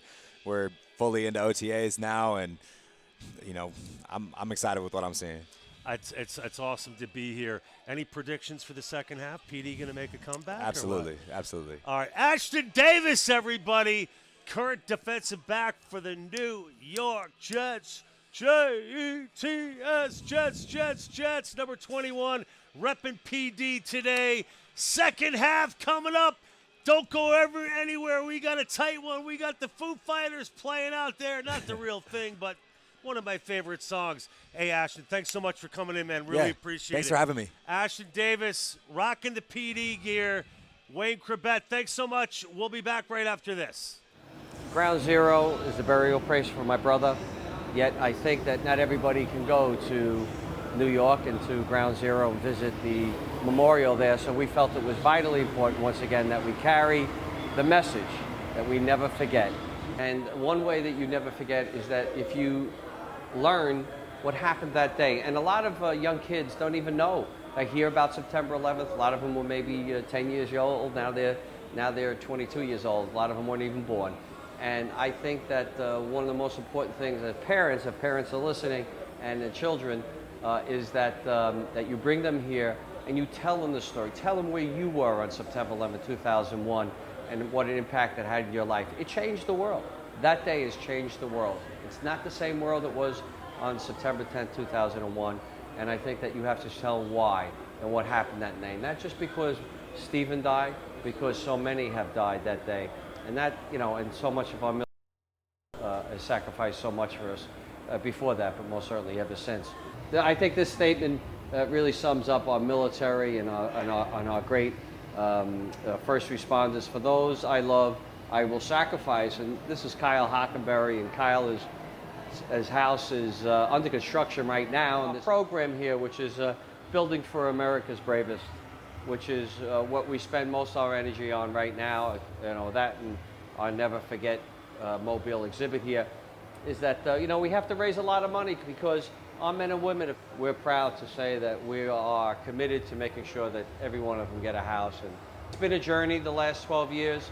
We've met some of the best Americans around the country. It's most certainly, once again, our men and women who serve, but besides that, just everyday Americans who have come together to help our cause, to make sure we never forget and we honor the sacrifice. This is a very interesting piece, and to me it's the most poignant piece in the exhibit. Welded in New York for the 10th anniversary, was presented to 3 Truck, and 3 Truck their leader that day was Captain Patrick Brown, who in his 24 years of service in the FDNY had received 21 medals for heroism. They had gotten above the 40th floor at that point, he and his men, and they heard and saw what was going on, and they were describing over the radio the injuries that were coming down so that the command post and lobby be ready for it. And the very last transmission that they were able to put out was, this is 3 truck, and we're still heading up. And then the building fell on them. So that was their last transmission. That's what I love. They cut out crucifixes, one for each family, one for each member, fire department member who died that day, to give to their family members on the 10th anniversary. So each family member of a fireman from 3 truck has this piece of steel as a memento. I think it's pretty amazing, especially for young kids that weren't there, to see the way our country was able to rally together in a situation like this. It's pretty incredible to bring it home. It puts shivers up my back, and it's a great remembrance of what we should never let happen again to our great country. I would encourage anybody who has an opportunity to come down and visit this. It's really something that will bring back a lot of memories if you were involved on that day.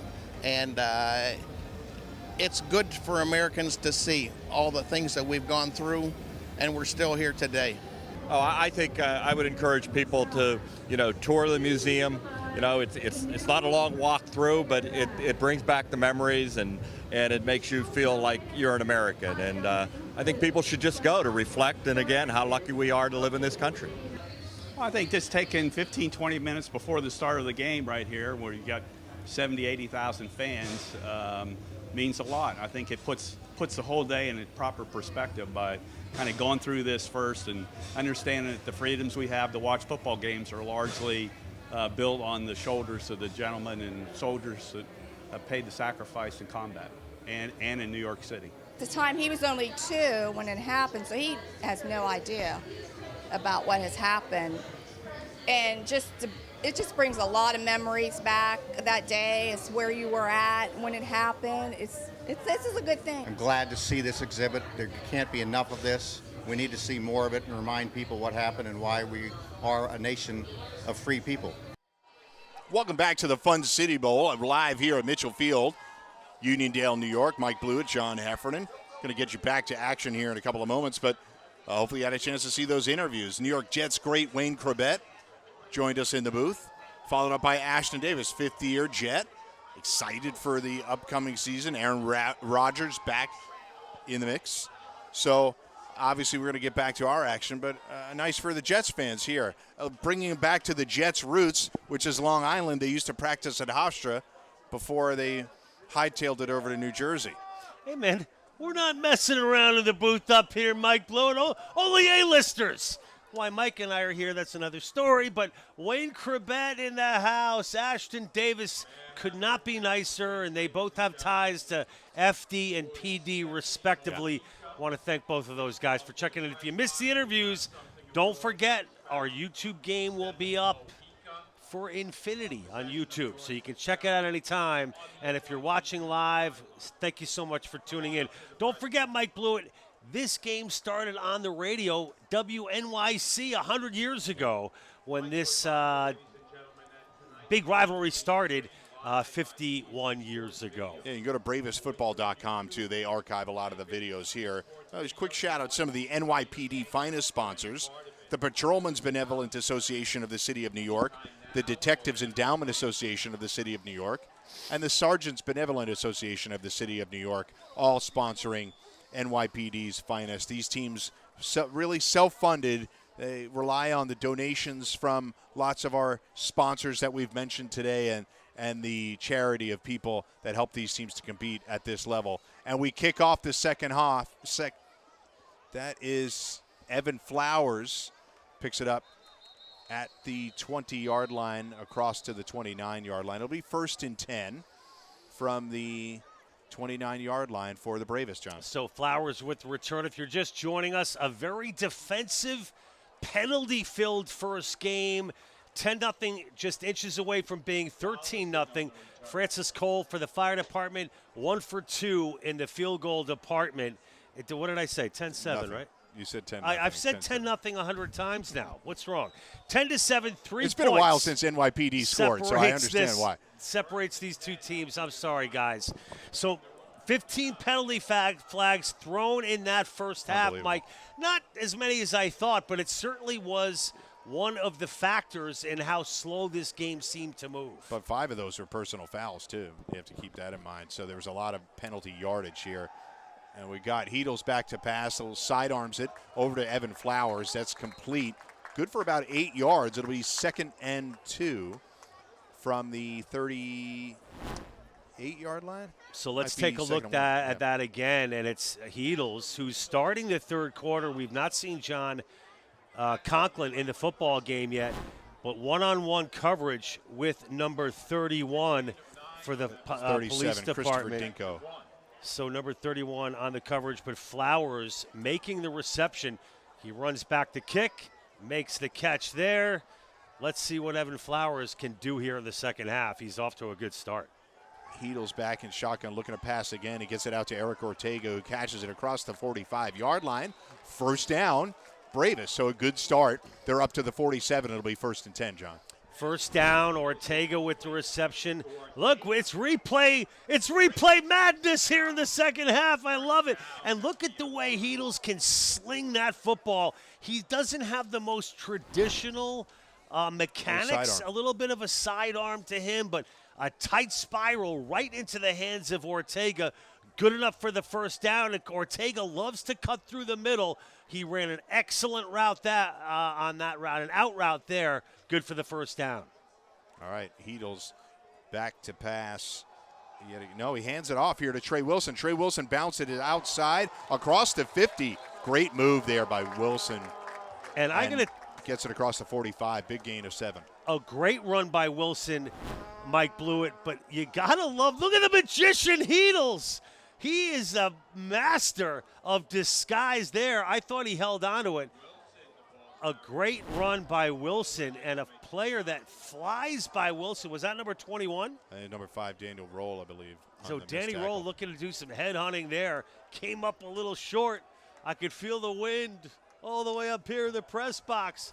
Hopefully Danny can straighten it out on this next play. They do get Evan Flowers in motion across the line of scrimmage to give him the quick handoff. Again, a little bit of Miami Dolphins offense there. Player in motion, give him the quick handoff.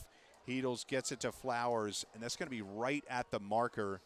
But I think we'll have 3rd and 1. It's a long one there. Ball is at the 44-yard line of the NYPD, John. Yeah, well, you got to love this start here in the second half. And, you know, Stevie Orr was up here in the press box. I said, Stevie, you got some adjustments you're going to want to make? He goes, there's always adjustments. There's always things to change. So it's interesting to see what those will be here in the second half. And another low snap, Mike. But Wilson powers up to the line of scrimmage, and he gets the first down. You mentioned the FDNY coaching staff. I get the sense, too, they're a little unhappy with their tackling. They feel like they need to make a wrap a little bit better and sort of quell some of those big plays from Davian Quinlan. Absolutely, who we'll Mike. likely see in the second half. There was another, speaking of which, I wanted to give a shout-out to the defensive coordinator for the police department, Billy Sullivan. He's been a guy that has worked so hard, and I've been really impressed with the defense so far and the job that Billy Sullivan has done working in conjunction with Alves, the first-year head coach for the Finest. And we've gotten a look at 2 stellar Another defenses low snap. here Heedles today. is going to have to tuck and run. Flags fly on the play. I think we might have somebody on a hold here by FDNY. We'll see what the call is on the field.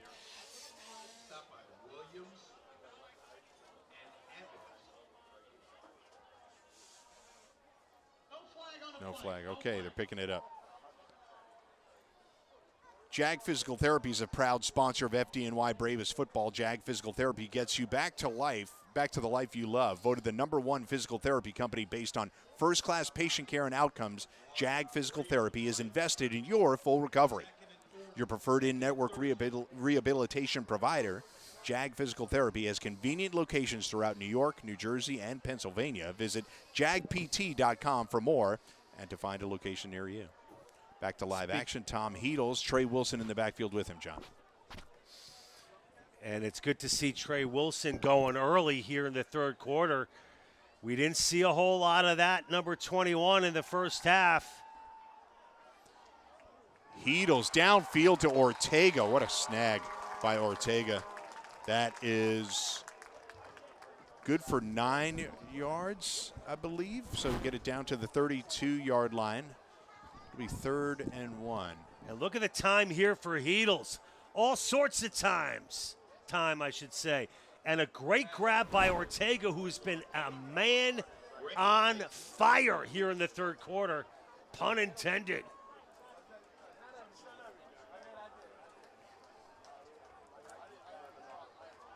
And that's going to bring up Mike 3rd and short. Yeah, 10 minutes remaining in the third quarter. Heedles in shotgun, hands off to Wilson, and he gets it across the first down marker, I believe. Again, they may have to measure on this one.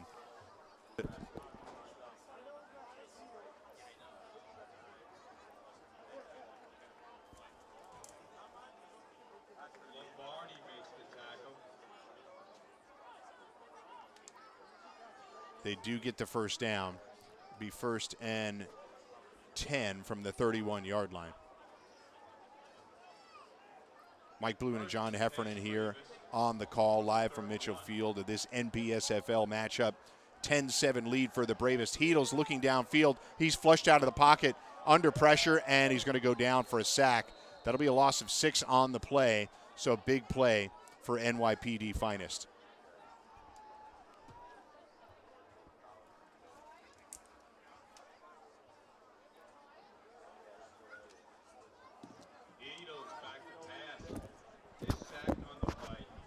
So there we go. There's the sack. Pushes them back 6 yards. It'll be 7 yards. It'll be 2nd and 17. All the way back to the 36-yard line. 8 minutes left in the third quarter, John. 10-7 Bravest. So, Mike, it's the police department who's got the 31-19 record in this Fun City Bowl. 4 in a row in this third quarter. It's tight. Another flag down. Heedles has to scramble all the way back into his own territory. Drops back effectively 20 yards and just chucks it away. It was a flag at the line of scrimmage, Mike. I think we have another hold. FDNY offensive line seems to be really feeling the pressure of the NYPD defensive line today. It's flushed Heedles out of the pocket several times. Those quick passes have worked better for FDNY today than going downfield. For sure, it's a great point. It has been a battle of the trenches for most of this ball game. We haven't seen a lot of big plays except for that Flowers reception in the first half and a run here and there. It's been mostly penalties continue to plague this game. That's not taking away from the excitement or the gravitas of what's on the line in this game, but it is creating a little bit of a kink in the rhythm. Not a kink in our rhythm, buddy. Oh, no. We are finding a groove here today, ladies and gentlemen. Hey, folks, don't forget, post-game, we will have an MVP trophy and Fun City Bowl trophy presentation live from the field. So you're going to want to stick around for our post-game show as well. All right, Heedles again drops back to back, flushed out. Tons of room for Heedles. He's down across the 20-yard line, makes a move inside the 15. A huge gain for Thomas Heedles right there. He picks up over 30 on the play, and it'll be first down. Just a massive play. They flushed him out of the pocket, but no one containing Heedles here, John. Look at the vision of Tommy Heedles. It's busted open. He looks to his right. There's nobody there. Heedles off to the races and almost puts it in. A little stutter step that gained him a couple of more yards by the 20. Now inside the 20-yard line. And the fire department in great position here, Mike Blewett, on a huge play. And the reason Tommy Heedles started this football game is part and parcel due to that play right there. And the crowd going crazy. Ball's at the 15-yard line. Heedles from the shotgun. Another flag down, Mike. And he is brought down. And it looks like Tom it's Heedles probably going to really be a brought down hold. hard.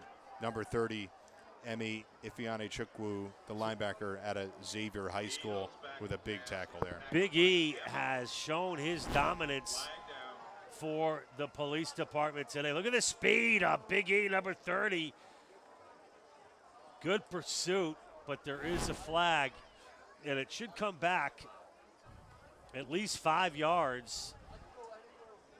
I'd like to take a moment to give a shout out to one of my best friends, Tom Dalto, St. Francis Prep alum, graduated with him. FDNY for more than 25 years. He currently works in Ladder 7, so I just want to give my buddy a Tommy shout D, baby. Hope to see you soon, buddy. And Tommy, why thank aren't you you up for in all the your box service. with us? I know, should have got him out here, but he's working. He's All right, working well, hard, trying to that's protect that's us, John. You know, speaking of shout-outs, I gave a first-half shout-out to Joe Lockren. Started on the job of the New York City Police Department in 1963 in the 61st Precinct, Sheepshead Bay. Started coaching at 66 and is the founder of this police department football team. Met Pudgy Walsh at Tom and Ed's back in 72. Heedles looking downfield for Wheeler.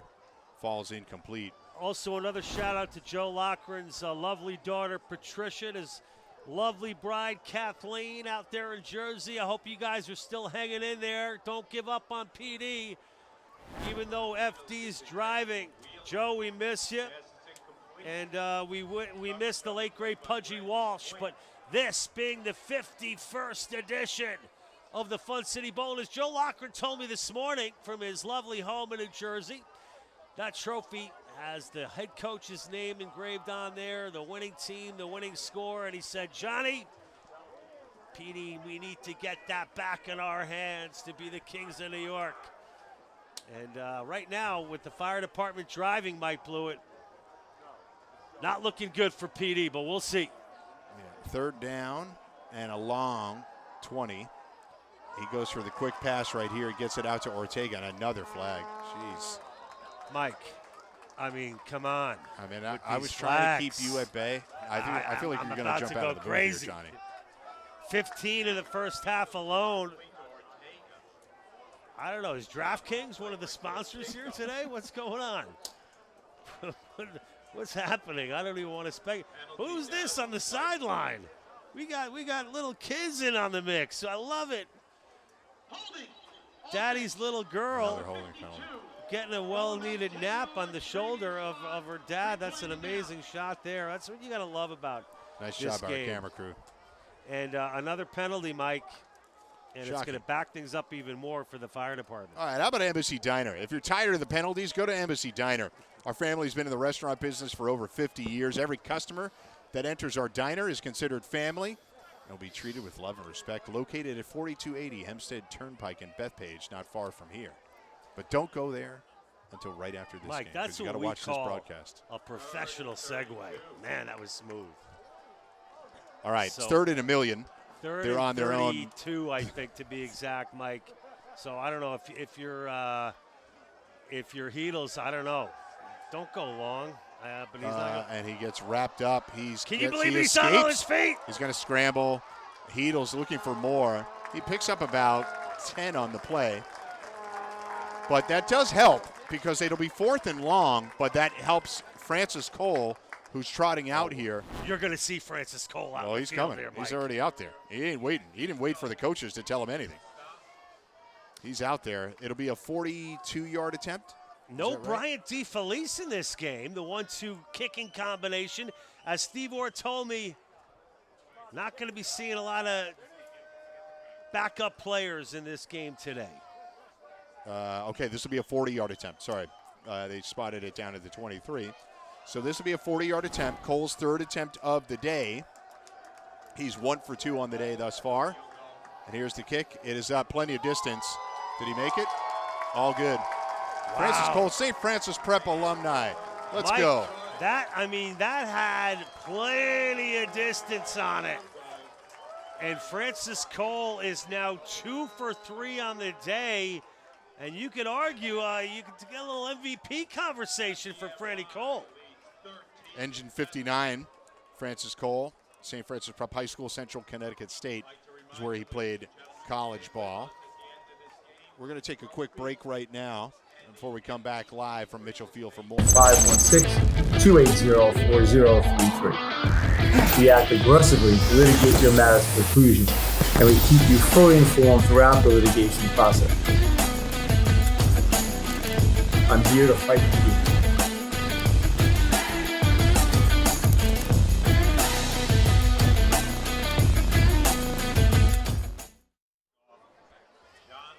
All right, we are live, back in action. And Brian DeFelice, you were just mentioning him. He's here for the kickoff duties, and he boots it down to the 5-yard line, picked up by the finest across the 20, across the 25. That is number 12 for the finest. That is Chris McGrain returning the kick yet again. You know, as dynamic a player as number 12 Chris McGrain is, I think it's wholly necessary that they start to try to incorporate McGrain a little bit more into the offense. It's kind of like, I don't know, it's kind of like having a Lamborghini and not taking it out of the garage. And we've expected more from Kyle Johnson too, John. We haven't seen much from him. It's been all Davian Quinlan when we've seen him out there. And listen, that's not taking anything away from the tremendous job the Bravest have done defensively today, and it's been apparent. All right, Quinlan back to pass. And we got a holding penalty here on the finest. Quinlan scrambles, another penalty, 2 more penalty flags thrown on the play. Separate instances of those penalties. And I'm just going to do a read here. Hartford Funding, helping homeowners since 1983. If you want to become a homeowner or refinance to meet your financial goals, Hartford Funding provides a simple home loan experience. No middleman, no extra fees, no hidden costs, no confusion. Visit hartfordfunding.com for more.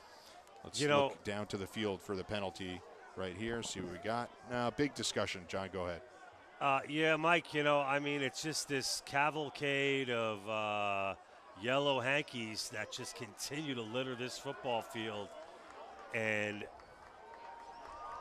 it really just breaks up any kind of flow to the game, and it's starting to aggravate me a little bit. Got to be honest. We want John to be happy when he's in the booth. I'm trying to cheer him up. He's getting upset. He's sitting down, shuffling through his papers, trying to get organized, but he's doing a great job. Let's give a shout-out to some NYPD sponsors, the RAM Investigative Group, Rescue Cesspool, and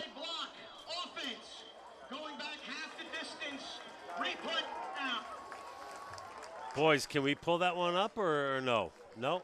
Okay, no problem. Okay. We're going to get we'll get a second look. We'll get a look at some other replays. So the blindside block, there was 2 penalties. That's the one that they can enforce on that play and pushes them back a little bit further. It's going to be first down and 30, I believe. Yeah, the 14 up to, there we go. Yeah, it's 25 or so. So he goes deep here to Johnson. He's got him. Complete.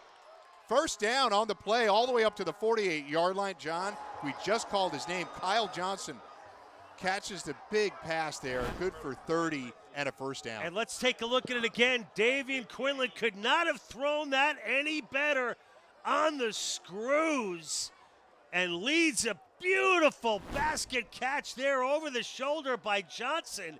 Unbelievable pass and catch there. Exactly what the doctor ordered for the police department. Officially good for 34 yards and the first down. Easily the most explosive pass play of the game for NYPD. So with a 13-7 ball game, 4 minutes left in the third, NYPD making moves. Quinlan keeps on the first down, and he's pushed out of bounds. No gain. It'll be 2nd and 10 from the 48-yard line. And good coverage there, led by Darren Payne in on the coverage for the fire department. And just the breath of life that the police department needed. It's going to bring up third down, but the biggest pass play of the day. Davian Quinlan connects with Johnson. And they hope to continue with the mo. Give him a little mo momentum. And try to tie this thing up or get the lead. There's close to midfield now, Mike. Yeah, for first, second, and 10 at the 48-yard line, and another whistle and another flag. Right to the play, delay a game, offense. All right, well, that you got to call. There's no way, no doubt about it. These guys have done a great job. I'm not beating them up. They're calling a tight game. They're calling a tight game. They've been pretty good overall. Put it to this way, they've been consistent. They've been consistent. They have. It's not favoring one side or the other. We've seen personal fouls. We've seen delay of games penalties. We've seen a variety of different stuff here. And like we said from the top of the broadcast, it's a spirited game. These players are really getting after it.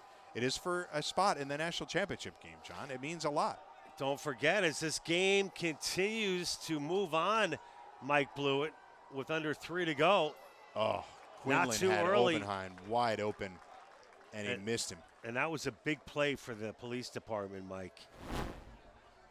You can see the replay back here. Go ahead, John. And Wilson, has the time. Good job by the O-line.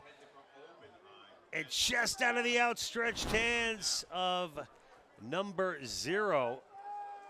Sean Obenheim. Sean Obenheim. So Obenheim open there. Quinlan's got to hit him. All right, fans getting into it now. You can hear probably a little bit on the broadcast. Bravest fans and Finest fans are getting after it. We got a drop snap there from Quinlan. He rolls out to his left, throws back across the middle, and it's complete for a first down and more. It's number 14 on the catch, Mike Miller. I think he's a little short. A little short of the first down. I thought he had it, but they corralled him right at the first down marker. I think he's going to be a yard short here, John, which would make it 4th and 1. So on 3rd and 15, they pick up 14. Decision here for NYPD as they are in Bravest territory. A big decision at that. It looks like they are going to go. They will. So Quinlan threw back across the field. A very risky pass. And number Miller 26, somehow just gets his hands on it. Number 26, Khalifa Forbes in the coverage. It just got past him, and Miller catches it. We got a sort of a busted run there, but Quinlan breaks free. Runs over a defender. He gets down to the 25-yard line. So on the keeper, interesting play call there, only because there was a little bit of trickeration behind the line of scrimmage. I think the Bravest got confused as to who the ball carrier was, but you can see it again here. Quinlan runs over number 43, Jonathan Carberry, picks up a huge gain there. Oh, man. Just a massive play. Quinlan is tough. He ran over Darren Payne at the end there. Payne stuck in there, though, and I'm not so sure Quinlan wasn't a little banged up on that play, but shakes it off. He's a load to handle. He's massive, massive dude. Like we said, he played tight end at Wagner and then transferred to Hartwick to play QB. He's just running dudes over here in the second half, John, or attempting to do so. He's calling his own number here. He picks up another 5. It'll be 3rd and 4. In that first half, Mike, when they took Quinlan out, just when he started to get some momentum, I found it a little odd to make that move. And here we see the start of this second half, or towards the end of the third quarter. Quinlan kind of doing what we saw in that first couple of series for PD, just improvising a bit on his own, but a big kid who's hard to get down. And it's working, especially on this drive through the air and on the ground for Quinlan. All right, Quinlan back to pass here over the middle. Obenheim again, who catches it, tiptoes, is he into the end zone? He scores. Touchdown. I think the FDNY thought he was out of bounds, but Obenheim tiptoes down the sidelines into the end zone. We've got a tie ball game with the Finest with an opportunity to take the lead with the point after touchdown. No mistaking that there as far as the score is concerned. This time around, Mike, let's take a look again. Quinlan did it on the ground before. He goes to the air here to one of his favorite targets and blew it. As you said, it's Mikhail Baryshnikov tiptoeing ballet-like down the sideline for 6. And PD looking to tie it up. And they go in front on that extra point. So now 14-13 NYPD. And Oppenheim with both touchdowns on the day for NYPD, John. Of course, they tied it up on the 6. They go ahead with the extra point.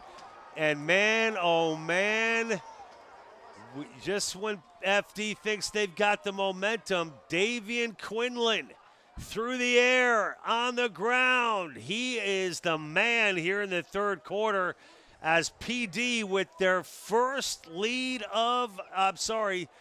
taking the lead for the first time here in this second half. That's right. Nick Courtney will kick off, but we'll hit a break and come back after this.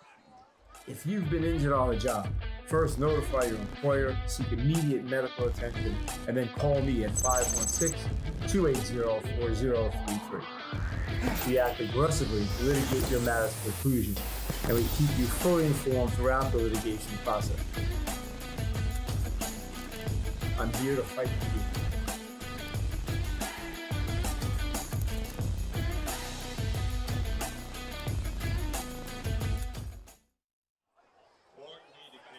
All right, we're back live at Mitchell Field. NYPD, it's our third lead change of the day. NYPD kicks off here. Eric Ortega is going to take it at his own 10-yard line. He's across the 20. Sorry, that's Evan Flowers. He breaks it to the 25. He's still up across the 30-yard line and dragged down there. It'll be 1st and 10. And another penalty. That looks like a late hit after the play. Flowers grabbed at his 10, takes it all the way across the 30-yard line. And then it gets roughed up after the play, I believe. So they're going to attack 15. I'll tell you what, that's the last thing NYPD can afford. They take the lead and then pick up a 15-yard penalty on the kick return. I think overall these guys have been pretty well behaved despite the onslaught of penalties. And Wayne Krabet said it at halftime, the former New York Jet, saying, I'm not surprised that we're going to see more of that in this second half. I mean, no love lost, but Mike, you said you can't cost your team here. Let's see who it's on. It looked like, I thought it was on NYPD. Well, here's the call right now. After the play, we have unsportsmanlike number 6. Ooh. FDNY. It's on Flowers.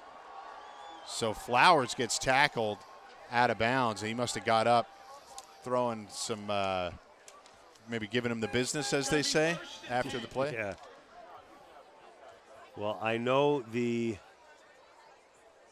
special teams coach, Steve Orr, is getting an earful from Flowers now, and he doesn't want to hear it. And Flowers. All right, we're final seconds of the third quarter here, and another penalty to end the third quarter. We got a procedural penalty here. Obviously, I think it's a false start. Or a delay. There we go, false start. Number 99. So that's 2 costly penalties in a row, which is going to back up the fire department. And getting the bounces and the calls in this second half are the finest. And look, either way you slice it, Mike, it appears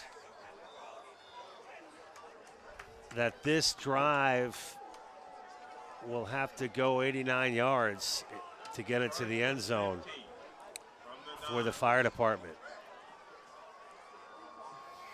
All right, Heedles in shotgun. Trey Wilson just to his right. His little sidearm throw to Rob Wheeler, who catches it but stumbles after he caught it. So he picks up about 3 on the play. It'll be second down and 13. Yeah, Heedles just kind of collapsing there, wisely protecting the football. All right, we're going to hit a break here. We're at the end of the third quarter. We'll hit a break here live at Mitchell Field. 14-13. We're headed to the fourth. Can the Bravest get it done? New York Firefighters Heart and Lung Institute is a medical center for firefighters, designed by firefighters. As a leading provider of advanced medical screenings, we take pride in offering the best healthcare experience for firefighters and first responders. Since 2002, the New York Firefighters Heart and Lung Institute has been dedicated to screening, diagnosing, and treating first responders and their families each and every day. We provide a broad range of testing and medical care, including cardiac and pulmonary testing, as well as educational seminars focused on firefighter safety throughout the USA and Canada. We are proud to have recently entered into a partnership with the Uniformed Firefighters Association to encourage all firefighters to come in and get tested. New York State awarded a grant to the UFA for testing and cancer screening, and they have partnered with the New York Firefighters Heart and Lung Institute to provide certain services at no cost to the individual. Check out FDNYHeart.com or call 516-441-7614 to schedule an individual or group firehouse visit today. Back at Mitchell Field, and if you've been seriously injured, you will need an experienced personal injury attorney to negotiate a fair settlement or to file a lawsuit on your behalf. Visit CovilleAssociates.com for more. They are a personal injury attorney. All right, here we go. Fourth quarter action, folks. First play of the fourth quarter, and Heedles is back to pass deep in his own territory. He flips it over to Trey Wilson, who's dragged down. I'll tell you what, John, Trey Wilson was such a big part of the game against Tri-State a couple of weeks ago. He dominated the action. NYPD is clearly focused on him. He hasn't been able to get going, whether catching or rushing the ball. And with the play of Manny Tejada today, certainly one of the reasons why Trey Wilson hasn't gotten going.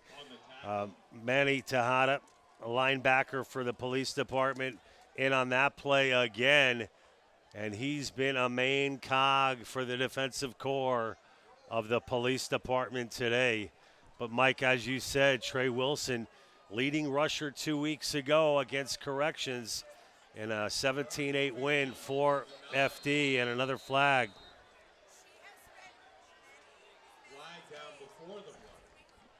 All right, another penalty. It's got to be a false start. No, we got a timeout. Got a flag and a timeout. All right, we're going to hit a break here. We'll collect ourselves under the weight of the timeouts and the penalties, and we'll come back right after this. We're here today right outside Colorado Springs to welcome home DT and his family here in the beautiful smart home that the Tunnel to Towers Foundation has just completed. I got hurt December 2005 in Afghanistan, and that day we're out on a mission, and I got hit by an IED while I was in my truck. Today we're in my home that Tunnel to Towers built for me. A smart home is someone that's disabled like myself, kind of makes their lives a little easier. The thought that I don't have to worry about paying a mortgage. We're asking all Americans to donate $11 a month. This is where your money's going, and this is what we're doing with it. You know, some of us came back, some of us didn't, and thank God for organizations like Tunnel Towers. They're able to be there to help us when we need it.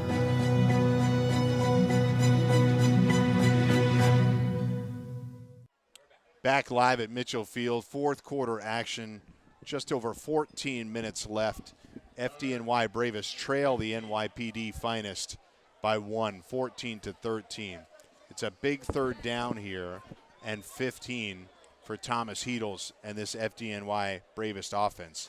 A lot on the line, both teams undefeated, both playing for a big rivalry here, as well as a spot in the national championship game. Heedles back to pass, and he's sacked.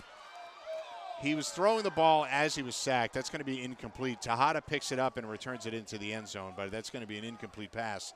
And FDNY is going to be forced to punt, so a big defensive stand there for the Finest. Yeah, just a great job, a great hold on a huge down for the fire department. Heedles facing pressure right from the get-go, steps up into the pocket, pump fakes once or twice, nobody open, and that's going to go down as an incomplete pass, and that's going to back Francis Cole way up towards the back of his end zone. Right. Finest got two guys back to receive the punt. Cole booms it, but picked up at the 43-yard line, and a quick return. What a big tackle there. Great play. Number 49 on the play for FDNY. That's John Esposito. St. Joe's by the Sea, Western Carolina in college, the Catamounts. He's currently at engine 249. A big play. He stopped a huge play on the return. Absolutely. Espo got a handful of jersey on that one. Was holding on for dear life. And good enough for the tackle. But still, it's excellent great field position, Mike, for the police department. Oh, look at the drone above. A little drone sighting. All right, NYPD going to have the ball deep in Bravest territory.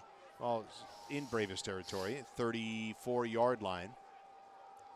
You got trips to the left. And it'll be Quinlan. Or twins back to the left, pass, twins to the right. but he hands off to Woodley. Woodley has not been able to get going at all today. The rushing attacks outside of the QB keepers, basically non-existent. Woodley out of St. Anthony's High School in Buffalo State really runs for a couple of yards there. Big John Cunningham in on the tackle for the fire department. Ladder 135. Played Another ball St. up in Francis Albany, prep. New York. Another St. Francis prep alum And a right St. there. Francis guy. Too many to count. Quinlan back to pass on 2nd and 6. He keeps it, and he's going to run right up to near the first down marker, probably a couple yards short, to the 26-yard line. And Quinlan Denzel moving this ball Wilson systematically down the field. Big third down here for NYPD. Big third down. Sorry, I'm having trouble hearing you in the cans here, Mike. So, and we got the loud crowd noise. Once again, Mike, big crowd. I mean, this has got to be close to record setting here at Mitchell Field today on a beautiful thousands football of people here night. watch this game, John. But watch this nose tackle for the fire department, Denzel Wilson, an absolute beast. And a touchdown, a big touchdown pass there.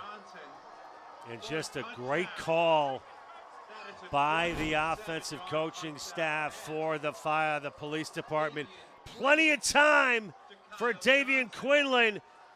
Takes advantage of that one-on-one coverage and busting free right towards the end of the back of the end zone. It's number 9, Kyle Johnson, who fools everybody.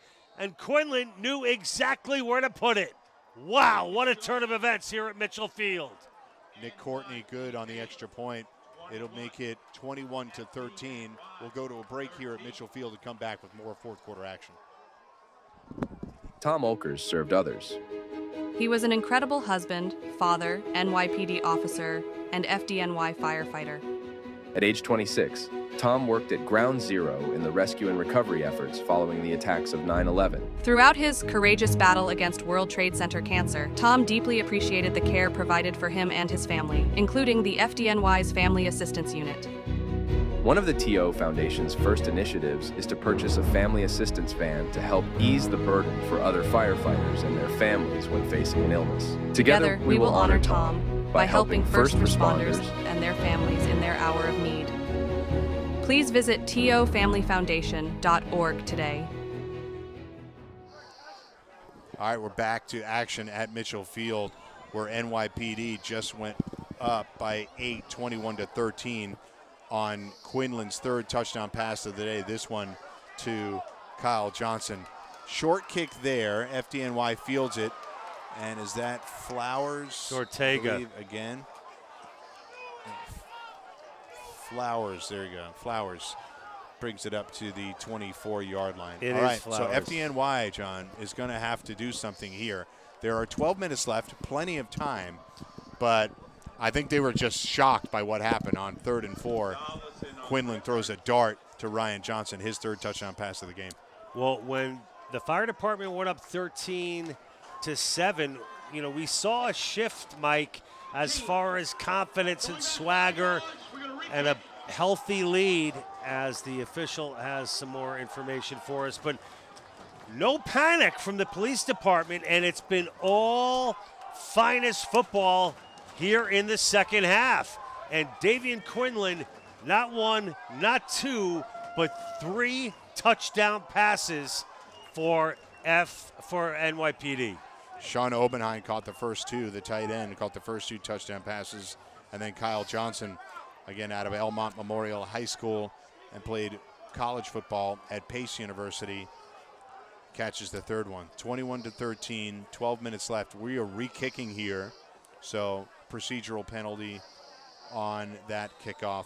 But number 41, Kevin Lindley, handling the kickoff duties right here. And we've got Flowers back as well again.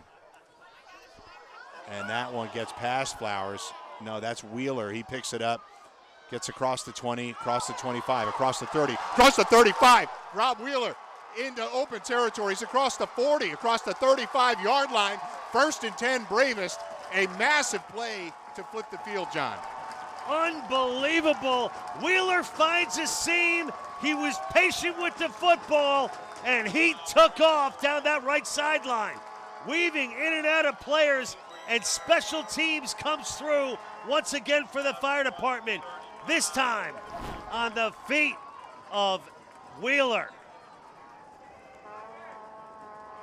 Taking his time at the 50, the 45, the 40, finally brought down by big number 90 for the police department. Kevin Ferguson. That was Ferguson. I'll tell you what, Ferguson, potentially a game-altering play. He held off 2 blockers and made the tackle on Wheeler to keep Wheeler from breaking it all the way. And they go with a handoff on 1st down. That is Trey Wilson. All right, a little momentum here for the Bravest. Down 21-13, they get the massive special teams play. If not for their special teams, where would the Bravest be right now? 2 big field goals from Cole and a huge return from Rob Wheeler. Great point, and a huge run there by Trey Wilson. One of his longest of the day, Mike, about 9 yards. Yeah, I'd say so. Maybe not quite 9. Officially 6 on that play, but they are across the 30-yard line at the 27. Wilson gets it again, met at the line of scrimmage. Jeez. Great tackle. Number 24. What a pop. That is number 24, Clark Kendall. Kendall Clark. Kendall Clark out of Tilden and Morrisville State. Tilden High School, Morrisville State product. Man, a lot of pop. Kendall Clark. Jeez. So trying to get the momentum with Wilson. He was, like I said, he's their workhorse back. He had a massive game against Tri-State. He's coming off an injury, so it was good to see him back on the field and really controlled a lot of that action. We'll see if he can make an impact here in the 4th quarter. NYPD's done a good job of bottling him up today, but here's Heedles back to pass. He had Wheeler wide open, and Wheeler drops it. That was good for a 1st down. And that's going to bring now up it 4th. turns very quickly to 4th down. So 10 minutes left. They can certainly opt to kick a field goal here. And Wheeler's got to hang on to this football. He knows it. Throwing in a double coverage, but a great pass by Heedles. You like the decision to go for it here? Yes, I do. With the ball on the 29-yard line. Actually, you know what? You got to take the points. The way this game's gone, what do you think, Mike? With the foot of Francis Cole? There's enough time to kick a field goal and get the ball back. But I think they're probably feeling the huge effects play, of Mike. how good Huge Quinlan's play. been on the other side of the field. Heedles back to pass under pressure, but complete to Ortega. Oh! That is right at the marker. It could they are be going to short. measure. He might be short. Ortega tried to stretch for the 1st down at the end of the play there. Shaken up on the play. He might have landed on the football, knocked the wind out of him. I think both guys a little shaken up on the play, but we're going to head to a break right now. It's a big and call come back here. With more 4th quarter action after we get the measurement. So how many saw Forrest Gump? Well, I'm Gary Sinise, and I play Lieutenant Dan. Hello, I'm Gary Sinise, and while you may recognize me from movies or television, my life's mission has been to honor and support our nation's veterans, servicemen and women, first responders, our most severely wounded heroes, the families of our fallen, and those suffering from the invisible wounds of war. I appreciate everything that you do for our troops. Thank you for what you do for these veterans. What you do for the soldiers, God bless you. I lost my dad. I know. and we want to show you that we don't forget your dad. It's meaningful. Yeah. Because I didn't expect any of this, I was just happy to be alive. So when everyone showed their love and support, it's overwhelming. Please join me to help us help our defenders. All right, measurement does not go Bravest way, and NYPD picks up the first down at 1st and 10 from their own 25. They hand off to Woodley to number 25, Jordan Goins, running back out of Boston College, my alma mater. We haven't heard a lot of Goins' name today. Certainly the former Division I BC Eagle in on the play there. But, Mike, it's the play before. Eric Ortega, so close to a first down. And just like that, it's back to PD. Here's the Goins, play. here it is. If we have to go to break on that last FD possession. Look how close Ortega gets. And the sticks come out. But it goes to PD. Not enough. And it's now, we're up to third down. All right. Third down and 10. And this is a huge play now, Mike, for the police department. FD's got to get the stop here. We're in the fourth quarter. They're trailing by 8. And the way the points have gone today, Selazitsky and Zerbo in on the stop. Man, those two guys have not come off the field today. The linebackers for the fire department. They've got to be exhausted. All right, big third down here. 3rd and 9 officially. Ball from the 26-yard line. Huge. Of NYPD. Quinlan back to pass. He looks downfield. Pass juggled and dropped. I don't think it's enough, Mike. Did he catch it? Did he catch it? He did not. Incomplete. Look at Frankie Zerbo on this play. My goodness. Number 44 for the fire department. Good coverage. Plenty of time. Quinlan lets it fly. And he couldn't hang on, but Zerbo. Feeling the footsteps of Frank Zerbo. Zerbo bobbled and right on ultimately the doorstep. dropped Yeah, but it wouldn't have been. It wasn't complete anyway, Mike. You were right about that. So it's going to bring up 4th down in the kicking team. Punting team. Kevin Lindley back to handle the punting duty. Snap nearly went over his head. He does a good job to get rid of it. That ball's bouncing around. It takes another big NYPD to bounce. So 33-yard line is where the FDNY will start it out. Mike, that's a crazy punt for the police department. Getting the bounces. That's 3 big punts today for, exceeding, 40 yards? Shooter's touch, John. That's what they call it? It's a shooter's touch. The shooter's roll. Well, either way, it'll still be decent field position for the fire department, Mike. They'll take over at their own, 33, 34? You know who also can take over? Take over your stomach? That's Bridie's Grill Room, John, based on a long-standing tradition that goes back 35 years. Bridie's is your home away from home, offering the highest quality pub-style comfort, food, and fine selection of domestic and imported beers you've come to love and expect. Located 64-54 Dry Harbor Road in Middle Village. It's Bridie's Grill Room. All right, back to action. Heedles in shotgun on 1st and 10 from his own 33-yard line. He's got Aviles over the middle. Complete. Quick 6-yard pickup, 7-yard pickup on the play. They'll get it out to the 41-yard line, and they'll hustle up to the line of scrimmage. Nearly halfway through the fourth quarter. 21-13. Little under route here by Aviles. That's all you need on the go. Brought down by number 21, Brandon Quinn for the police department. Brandon out of Pine Bush High School, Morrisville State. And Aviles, that under route, good for almost a first down. Big play here for the fire department and the Heedles. Aviles featured in their offense very often. Cardinal Spellman product. Also played college football at Western Connecticut. My goodness. Kendall Clark bringing the boom on that play. Clark has lowered the boom more than once today, and they're trying to get something going with Trey Wilson on the ground, but Wilson in on the tackle. Wilson nowhere to go. All right, 3rd and 5. 3rd and 4, technically. Ball at the 40. under 7 minutes to go in the fourth quarter. A huge third down for the fire department. They trail by 8. I don't know if they're going to get this good a field position again. Eagles back to pass. He's got Flowers complete. First down. Ball up to the 48-yard line. It'll be 1st and 10.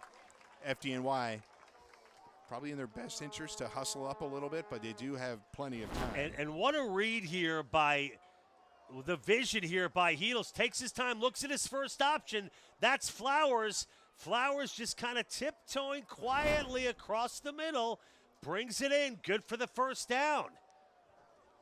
Shout out to another FDNY friend of mine. How about Dan Ballou? My buddy Dan Ballou works at Ladder 150 in Hollis, Queens. Lieutenant for the fire department. He was a fireman in Ladder 28 in Harlem before transferring to Hollis. Can I give my own shout out? Of course. First grade detective Mike Ceravolo, currently residing in Riverdale, New York, the Bronx. Mike, charter member of this PD football team, now very much a part of the alumni. Couldn't be here today. Wanted to say hello to all of his brethren with the police department. All right, here's the Bravest 1st and 10. Heedles back to pass. He steps up. Oh, man. He had Aviles over the middle. He got a hand on it, Mike Blewett. Heedles looks to his left, comes back to his second option. Oh, it was simply dropped. Mark Ricketts was in on the play. Maybe he distracted Aviles, but if Aviles comes down with that, it's pay dirt. There's nobody in front of him. It's pay dirt, exactly right. That's 2 big drops here in the second half by the fire department. Yeah. But they're going to replay the down. That penalty going against FDNY. It's going to back it up. Mike, the other thing that we haven't really talked a whole lot about tonight, turnovers or lack thereof. I know. Yeah, we haven't seen any turnovers. A lot of penalties, no turnovers, mostly clean. Not much in the rushing attack from either teams. It's really been the passing attacks that have done the damage. So that's second down and a long, 20, Mike? Yeah, just about 19 or 20. Second and 20. Another drop. Mike Blewett, what go do you back make to of Flowers. this? I mean, Heedles hit both guys on the hands on the last 2 plays. Aviles and Flowers both with significant drops here. And they'll be 3rd and 20. Very you can't really do any better uncharacteristic. than this. I mean, you can't throw it any better. We all drop them here and there, Mike, but it's simply Flowers just kind of took off. Running without the ball. Without the ball. He just wasn't looking. He's trying to turn upfield and make a play, but he didn't have the ball. Quick shout out to a few sponsors for NYPD. RMR Wealth, Maloney Funeral Home, and the Long Beach Inn, as well as Cocktails on the Move. We got a timeout for FDNY Bravest. Let's take a quick break here, and then we'll head back for the end of the fourth quarter action live at Mitchell Field. Dave Portnoy is known as the founder of Barstool Sports and is known for his sharp commentary and down-to-earth one-bite pizza reviews. Dave created the Barstool Fund during COVID and raised $50 million to help small businesses stay afloat. What worked with the Barstool Fund? They knew they were giving us money, and the money was going right to the businesses they wanted to give the money to. People knew where the money is going, and we're 95.1% of every dollar that is raised goes to our great heroes. Yeah, and that's a huge part. I did all the research. I've known about you guys. I want to hear what you rate the Tunnel to Towers Foundation. Right, which it's always high pressure when I'm sitting right next to the guy. It's like, but we'll give it 10, even though I don't generally give 10s. That's a rookie score. We'll give it 10. I wouldn't be here. I wouldn't be here if it wasn't a 10. You know, we ask for $11 a month. $11, you get a full pie. You're good to go. You skip 1 pie. You skip 1 pie, and you help a hero and their family that are left behind. So let's do good together. Let's do it. All right, folks, we are back live at Mitchell Field. Exciting action here. I know we've complained a little bit about the penalties, but we're done with that. It's 21-13. 6 minutes, 17 seconds left. We're going to have, is that 3rd and 20 for the FDNY? There's been a few penalties, but yeah, that'll make it 3rd and 20 from their own 38-yard line. If they don't pick up a first down here, John, It's dire straits for FDNY. 2nd and 20. Huge, huge play, though, either way for the fire department. Yeah, you're right. Second, my bad. And Mike. All right. Heedle's back to pass. Rolls out, nearly picked off. You were just talking about lack of turnovers. He threw it right to the NYPD defender, and I think somebody's shaken up on the play. 2 NYPD defenders collided on that play.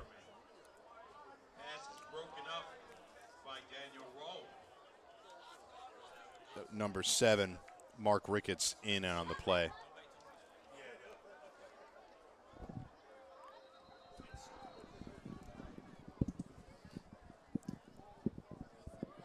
Got a break in the action. Somebody's shaking up on the play. He's going to walk off here. And while we have a moment, we'll talk about a few of the other NYPD sponsors. Cocktails on the Move, Milrose Services, the Manhasset Lakeville Fire Department, not too far from here, Newtsea Auto Collision, and Maxtel. So thank you to all the NYPD sponsors and all the FDNY sponsors as well, one of which is the Gary Sinise Foundation. Freedom and security are precious gifts that we, as Americans, should never take for granted. We must do all we can to extend our hand in times of need to those who willingly sacrifice each day to provide that freedom and security. While we can never do enough to show gratitude to our nation's defenders, we can always do a little more. Visit GarySiniseFoundation.org for more information. There will be a post-game tailgate in the parking lot hosted by the FDNY Bravest Alumni Association. So for those of you that are watching and happen to be close by, and clearly for those in the stands, feel free to join us after the game. Here's Heedles on 3rd and 20. That pass is complete, but well short of the first down. Good for just a few yards. They get it up to the 42-yard line, and with under 6 minutes to go, FDNY are having to punt it away. And if I were them, I'd hustle up to the line of scrimmage to get rid of this ball. The Flowers hangs on to this one, but well short of the first down. So, Mike, really the story here in the second half, the emergence of Davian Quinlan, the drop passes by the fire department, they got to get cleaned up because they're running out of time. And they trail by 8 with 5:30 to go. It's been all PD here in the second half. Mike Blewett, let's take a quick break. We'll be back with the final 5:30 right after this. How'd I do, Mike? For over 2 decades, Rigging NYC Contractors, Inc. has been the go-to provider of rigging services in New York City. Specializing in construction and industrial rigging, as well as machinery moving, we are dedicated to delivering safe and timely solutions. Our team consists of licensed master riggers, operating engineers, Teamster drivers, steam fitters, and iron workers. No matter the industrial or construction application, we have the lifting solution for you. In addition to rigging services, we offer specialized trucking services to handle equipment and materials.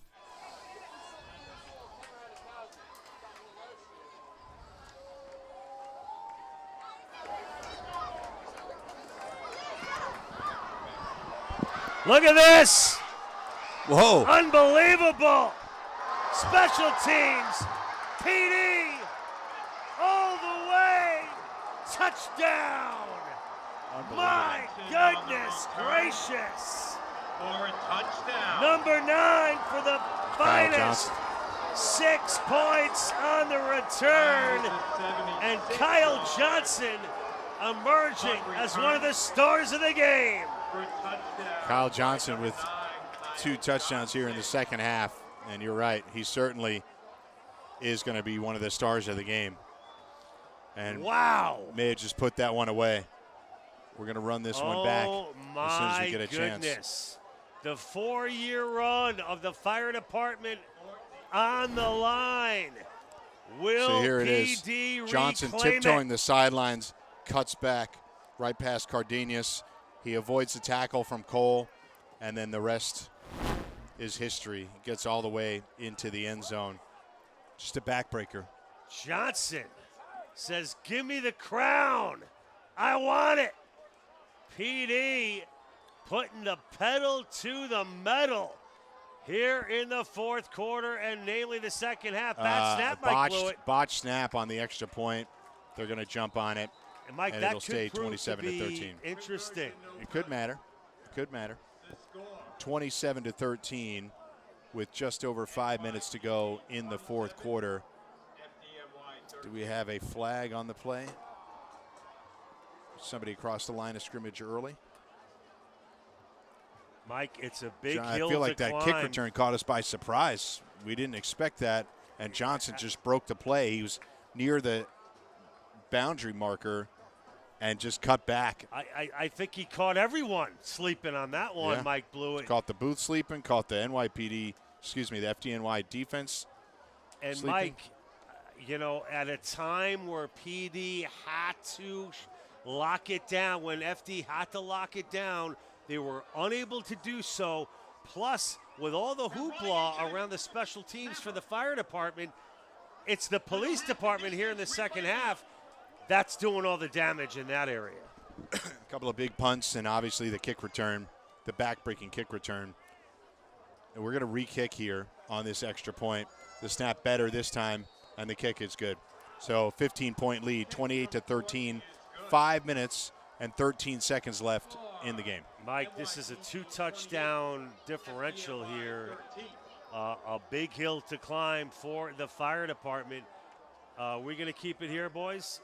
We're going to keep it right here, boys, at this juncture of the game. I want to give another shout-out, and since we were doing that earlier, to Larchmont, New York's Rob Brown, retired FDNY. I forget which ladder he was assigned to, but I know it was the Bronx, New York. Rob, one of our viewers tonight, I'm sure he's not happy with the latest developments of the ball game, but shout out Robo nonetheless. How about my uncle, Uncle John Blewett, a veteran of over 30 years of the NYPD. He worked in the 9-0. Nice. For all that time. He's long since retired, but put the work in for over 30 years for NYPD. So beautiful. A shout out to my Uncle John. Well, good solid man running the Blewett family. It doesn't surprise me, folks. All right, Lindley kicking off here. Deep to Wheeler's going to pick that one up at his own 14. He gets across the 25. He crossed the 30. Breaking another tackle across the 35, across the 40, up to the 44-yard line. 30-yard return for Wheeler. With 5 minutes to go, they're going to have to do something explosive here, but we still have a game. Yeah. Wheeler turns that into a nice little return as he just kept going and going and going. And we'll take a look at it again. Wheeler, look at the patience of Wheeler in the vision. Boom, breaks one there. Keeps going. Boom, breaks the second. Finally brought down. And FD, Mike Blewett, they're going to have to get a quick one here in order to have any shot at making this into something. I mean, no more mistakes, no more drop passes, no more penalties. You have to play clean for these last 5 minutes if they're going to get back into this one. But a 2-touchdown deficit, and that's a blatant holding penalty. Doesn't matter what happens here. And he dropped another one anyway. It was a penalty. It was coming back, but they dropped yet another pass. Evan Flowers off his number. Unfortunately, not able to haul that one in, but it was a dead play. There was a blatant block in the back here on FDNY. So that was all academic. Holding, 77 offense. Holding, block in the back, call what you want. It was clearly a penalty. Replaying first down. So they're starting from 1st and 20. It's been a theme for them. But first and 20, 2nd and 20, a lot of those, it's hard to be successful offensively. Well, we talked about in some of our pregame the team with the least amount of penalties. Now, it's a toss-up. There's been close to 30 flags thrown in this one, if not more. And it's contributed to a different kind of ball game. I don't mean to pick on Evan Flowers, one of the best players on this FD team. Despite there being a hold, you can point the finger at the O-line. Evan Flowers, very uncharacteristic. Another drop there, and I don't know what to say. Shaking my head. Heedles is doing everything he can do to try to put this team on his back, but he's not getting the help All right, he needs. here's Heedles rolling out. Nobody open. He gets out of bounds. Gain of 5 on the play. It'll cut it down to 2nd and 15. And now with 4:46 to go, Mike Blewett, we got to start talking about our MVP picks for the game. Yeah, there's 2 choices right now. Well, I mean, certainly Quinlan's one of them. Yeah. And then Johnson. number 0 with catches. Kyle Johnson has a touchdown catch and the punt return. And then Quinlan has the 3 touchdown passes. Who would you? I've got to pick some. Well, you know what? They're going to name an MVP of this ball game that we don't have to. Pass to Flowers. He brings that one in. And he's across the 45-yard line into NYPD territory. But with under 4 minutes to go, we've got a 1st and 10, and the Bravest are going to have to hustle. Manny Tejada. At the 41-yard line. Tomahawk that guy into the ground. He's my defensive MVP for PD, Manny Tejada. What a game he's had. Yeah, he was one of our player spotlights before the game. And here's Heedles. That ball knocked down. Number 70 on the play. That is number 70, Matthew Weiss, defensive lineman, played college football at Southern Connecticut State.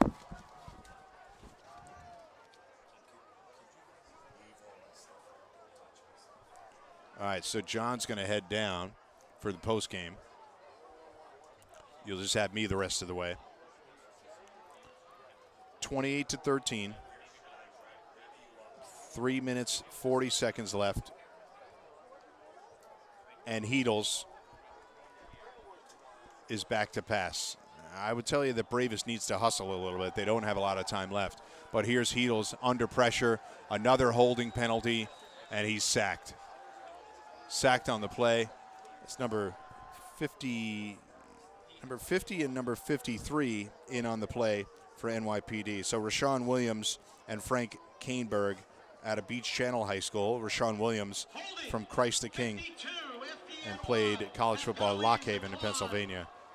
We got a holding penalty, but that declined because of the sack on Heedles. So the ball moves back to the 49-yard line. Is that right? Yeah. No, the 45-yard line. It'll be 3rd and long again. It's just been the real issue for the Bravest today, constantly due to penalties in 2nd and long, 3rd and long, difficult to convert. Penalties a factor in this game on both sides, but really the long conversions plaguing FDNY all afternoon. And that pass incomplete, intended for Flowers. It'll be incomplete. It'll be 4th down. It is 4th down territory, obviously. Down 2 touchdowns with just over 3 minutes to go. And FDNY needs to score.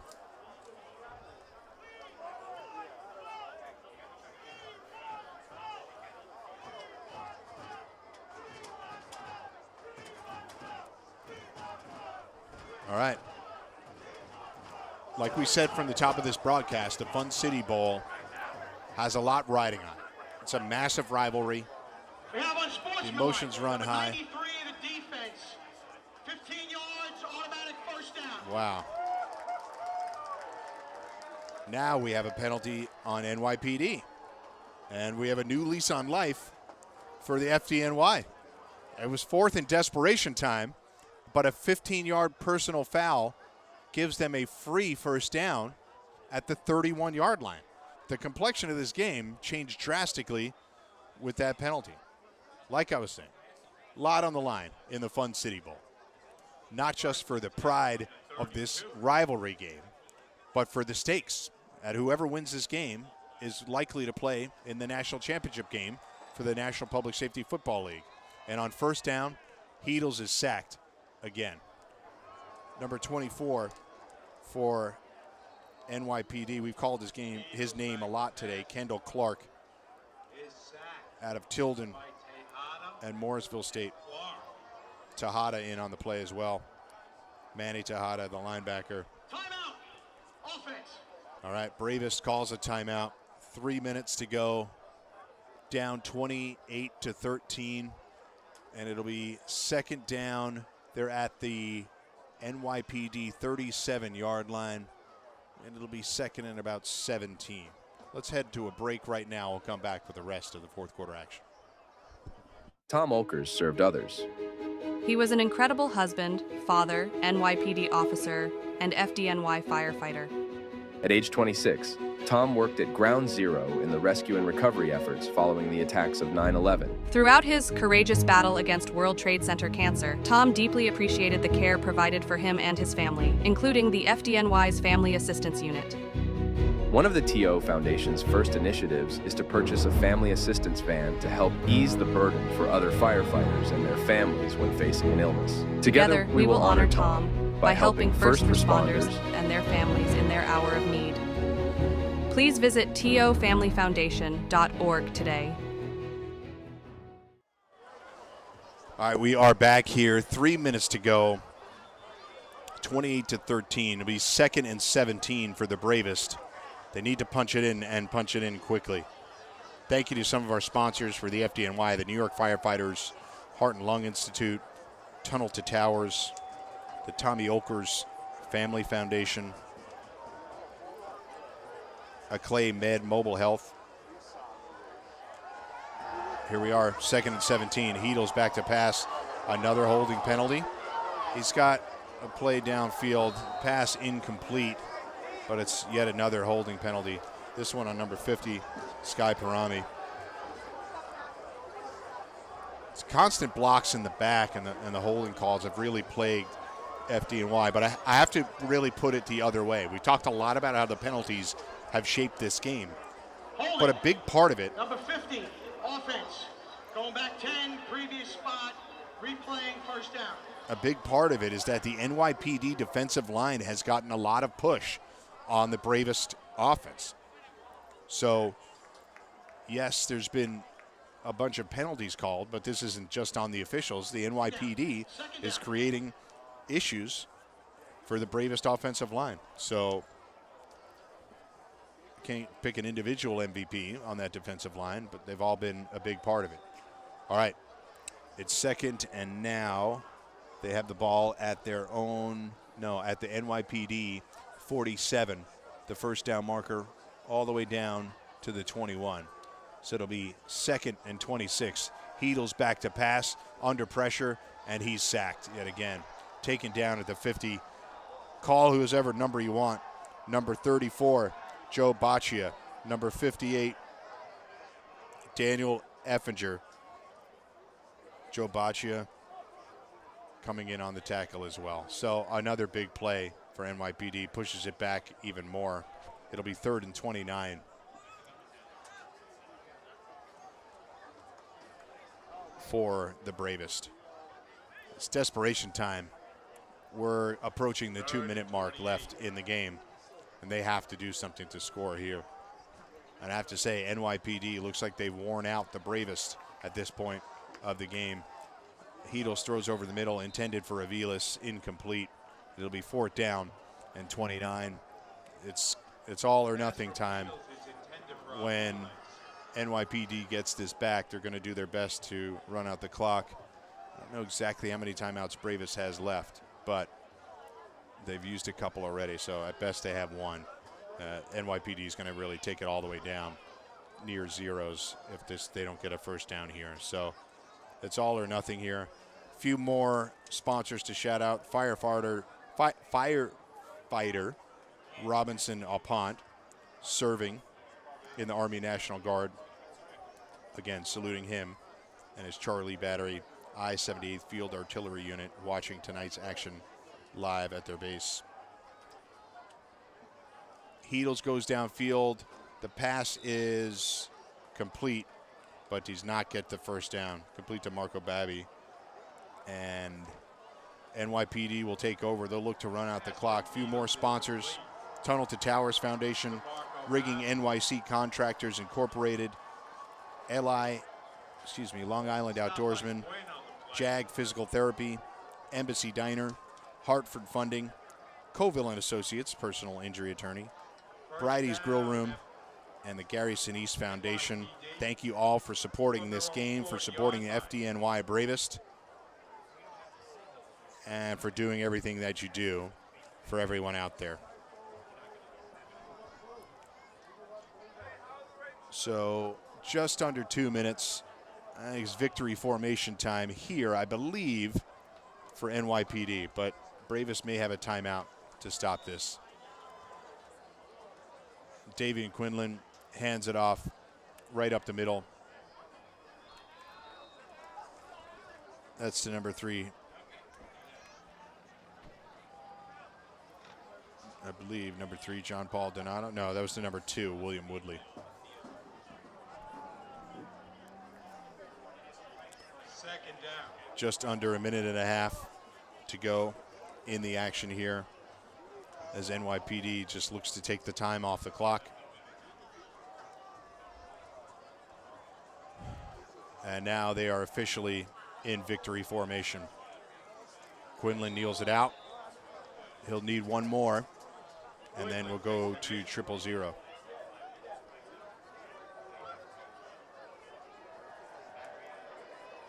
So for everyone that watched today, we appreciate you watching the broadcast.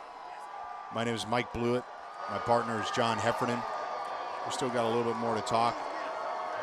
Shout out to Coach Sterling Alves. Like I mentioned earlier in the broadcast, he was a member of the coaching staff of our high school football team when I was in high school. So very proud of him, very happy to see him on the field. Cam Peak, the head coach of the FDNY Bravest, unfortunately will suffer his first loss. They were attempting to be back-to-back national champs. Not going to happen this year for the Bravest. And you can see sportsmanship on display. They take the final knee, and this the clock will go all the way down to 0. 28-13. The Bravest not able to get it done, but the Finest pull it off. A big second half by Ryan Johnson. A kick return for a touchdown. A completed pass, a stunner on a third down. A 26-yard touchdown catch from Davian Quinlan. And Davian Quinlan, safe to say, one of the players of the game today. 3 touchdown passes, 2 to Sean Aubenheim and 1 to Kyle Johnson. And there you can see, like I said, sportsmanship on display. The handshake line here, guys going down the line. We've talked about it a lot during these broadcasts. It's been my pleasure, my honor to be able to be the voice of the Bravest here in 2024. A shout out to all the FDNY coaching staff, especially Andy Singleton, who helps us to organize this broadcast, this production. Shout out to T&D Sports Productions for putting on a great show each and every week this season. And good luck to the NYPD in their next game, whoever that may be against. But it's to be determined based on action today. So it was a 4-year schneid for NYPD. And there you go. So it'll be versus one of those teams that you see on the screen for those of you still watching. One of Roanoke Rampage, who took on the Charlotte Cobras today, or the San Diego Enforcers, who took on the Ohio Marauders today. So we will see what happens with that action, and then you'll potentially be watching NYPD Finest against either Roanoke or San Diego for the national championship. That will be in a couple of weeks' time.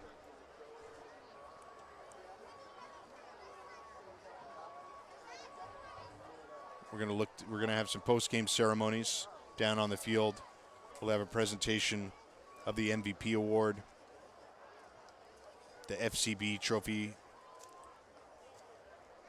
presentation, FCB being Fun City Bowl.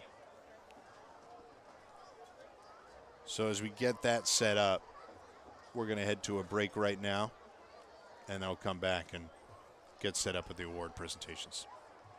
New York Firefighters Heart and Lung Institute is a medical center for firefighters, designed by firefighters.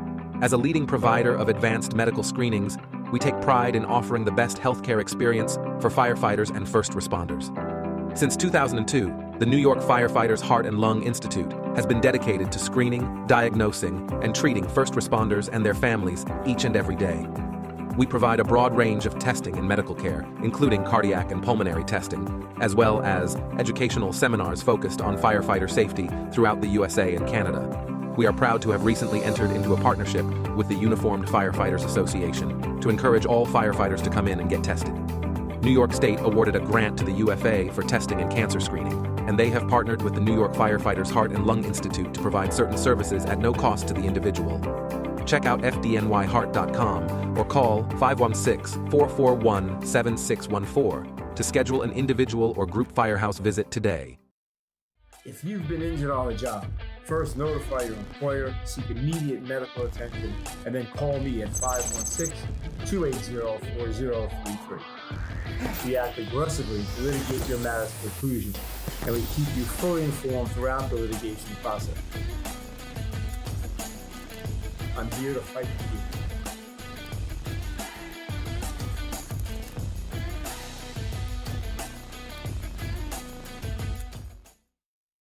We're here today right outside Colorado Springs to welcome home DT and his family here in the beautiful smart home that the Tunnel to Towers Foundation has just completed. I got hurt December 2005 in Afghanistan, and that day we're out on a mission, and I got hit by an IED while I was in my truck. Today we're in my home that Tunnel to Tower built for me. A smart home is someone that's disabled like myself, kind of makes their lives a little easier. The thought that I don't have to worry about paying a mortgage. We're asking all Americans to donate $11 a month. This is where your money's going, and this is what we're doing with it. You know, some of us came back, some of us didn't. And thank God for organizations like Tunnel Towers. They're able to be there to help us when we need it.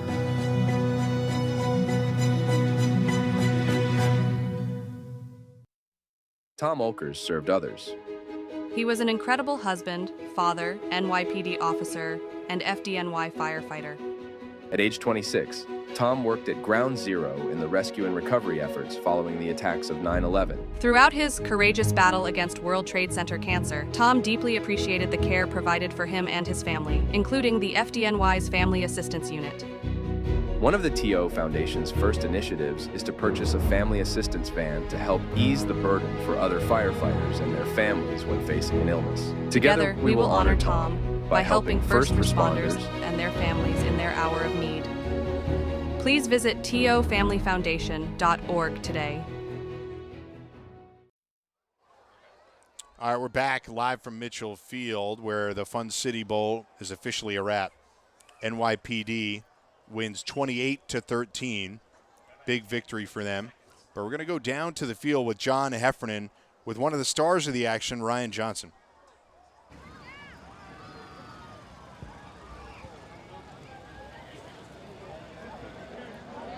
Ready?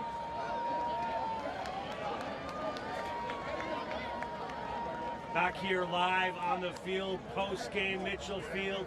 Final score 28-13 after a 4-year layoff. PD of the Kings of New York, and responsible for 2 of those touchdowns, our MVP player of the game, number 9, Kyle Johnson. A huge touchdown reception, a huge run back for a touchdown. Kyle, tell me how this team continued to get stronger as the game went along, and what was it about your game that worked?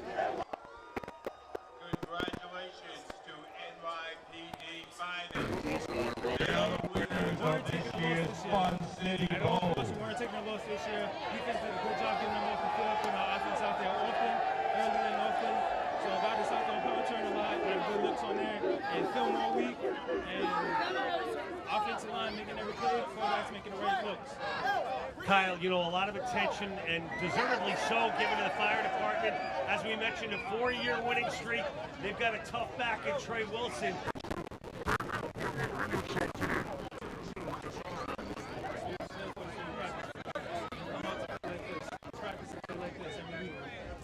behind us going on right now. And Kyle, just stay with me for 1 minute. Clive Harding, the first-year head coach, had the trophy, handed it back to him by Cameron Peak of the FDNY. It's a long-standing tradition. And as you can see behind me, go celebrate with your teammates. Kyle Johnson, the MVP of the game, 2 touchdowns. PD back on top here in New York. Go get him. Thank you, brother. PD celebrating behind me. Listen, that's going to do it from the field. A dominant performance, especially here in the second half, led by number 9, Kyle Johnson, who really stood on his head today. That the combination of Davian Quinlan and a couple of miscues by FD. It really could have gone either way, but a convincing victory here in 2024. The 2024 Fun City Bowl champions are the police department from the city of New York. They will move on to play for the national championship game either against San Diego or Roanoke. We'll have more for that in the coming weeks, but that's going to do it from here. Guys, I'll send it back to you in the booth. Mike Blue, take it away.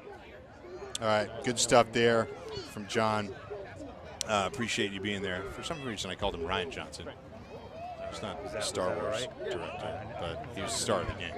So, Kyle Johnson with the second half punt return, the second half touchdown catch. Just a really couple of explosive plays to put the game away for NYPD. The NYPD finest, like John said, first time they've won in 4 years. They're down there celebrating. John, wait. After their after their 4-year slide, they get back on top, winning this game 28-13. It's been a great atmosphere here at Mitchell Field. People will be tailgating, having a great time after the game. It's good for them to celebrate, and hopefully the two teams celebrate together. Probably not the Bravest best performance all year. I know they're disappointed, but they had yet another great season. They finished 4-1 with this, their lone loss of the year. We'll see if we can get another interview potentially down on the field with John, but we've had the Fun City Bowl presentation. We've had the MVP presentation. And we're going to wrap up coverage here shortly.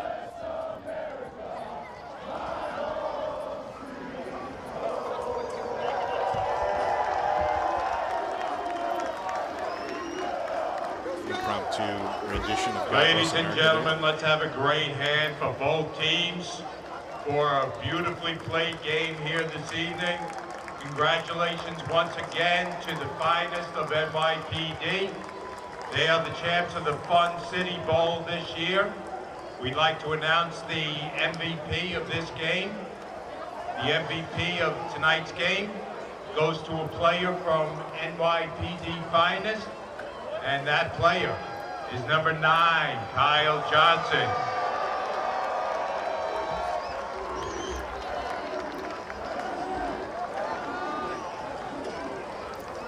All right, well deserved. Kyle Johnson with, like I said, the touchdown catch. Thank you for coming, everybody. Please drive safely and enjoy the rest of your weekend. So thanks again for watching this broadcast. Mike Blewhead. I worked with John Heffron for this season. That's my first opportunity to work on Bravest football, and hope to see you again next year. Thank you for watching live from Mitchell Field. Thanks to T&D Sports Productions. Thanks to my buddy John Heffron. Thanks to the NYPD, and thanks to the Bravest for having us on here and making us a part of this. We'll see you soon, everybody. Thanks for watching.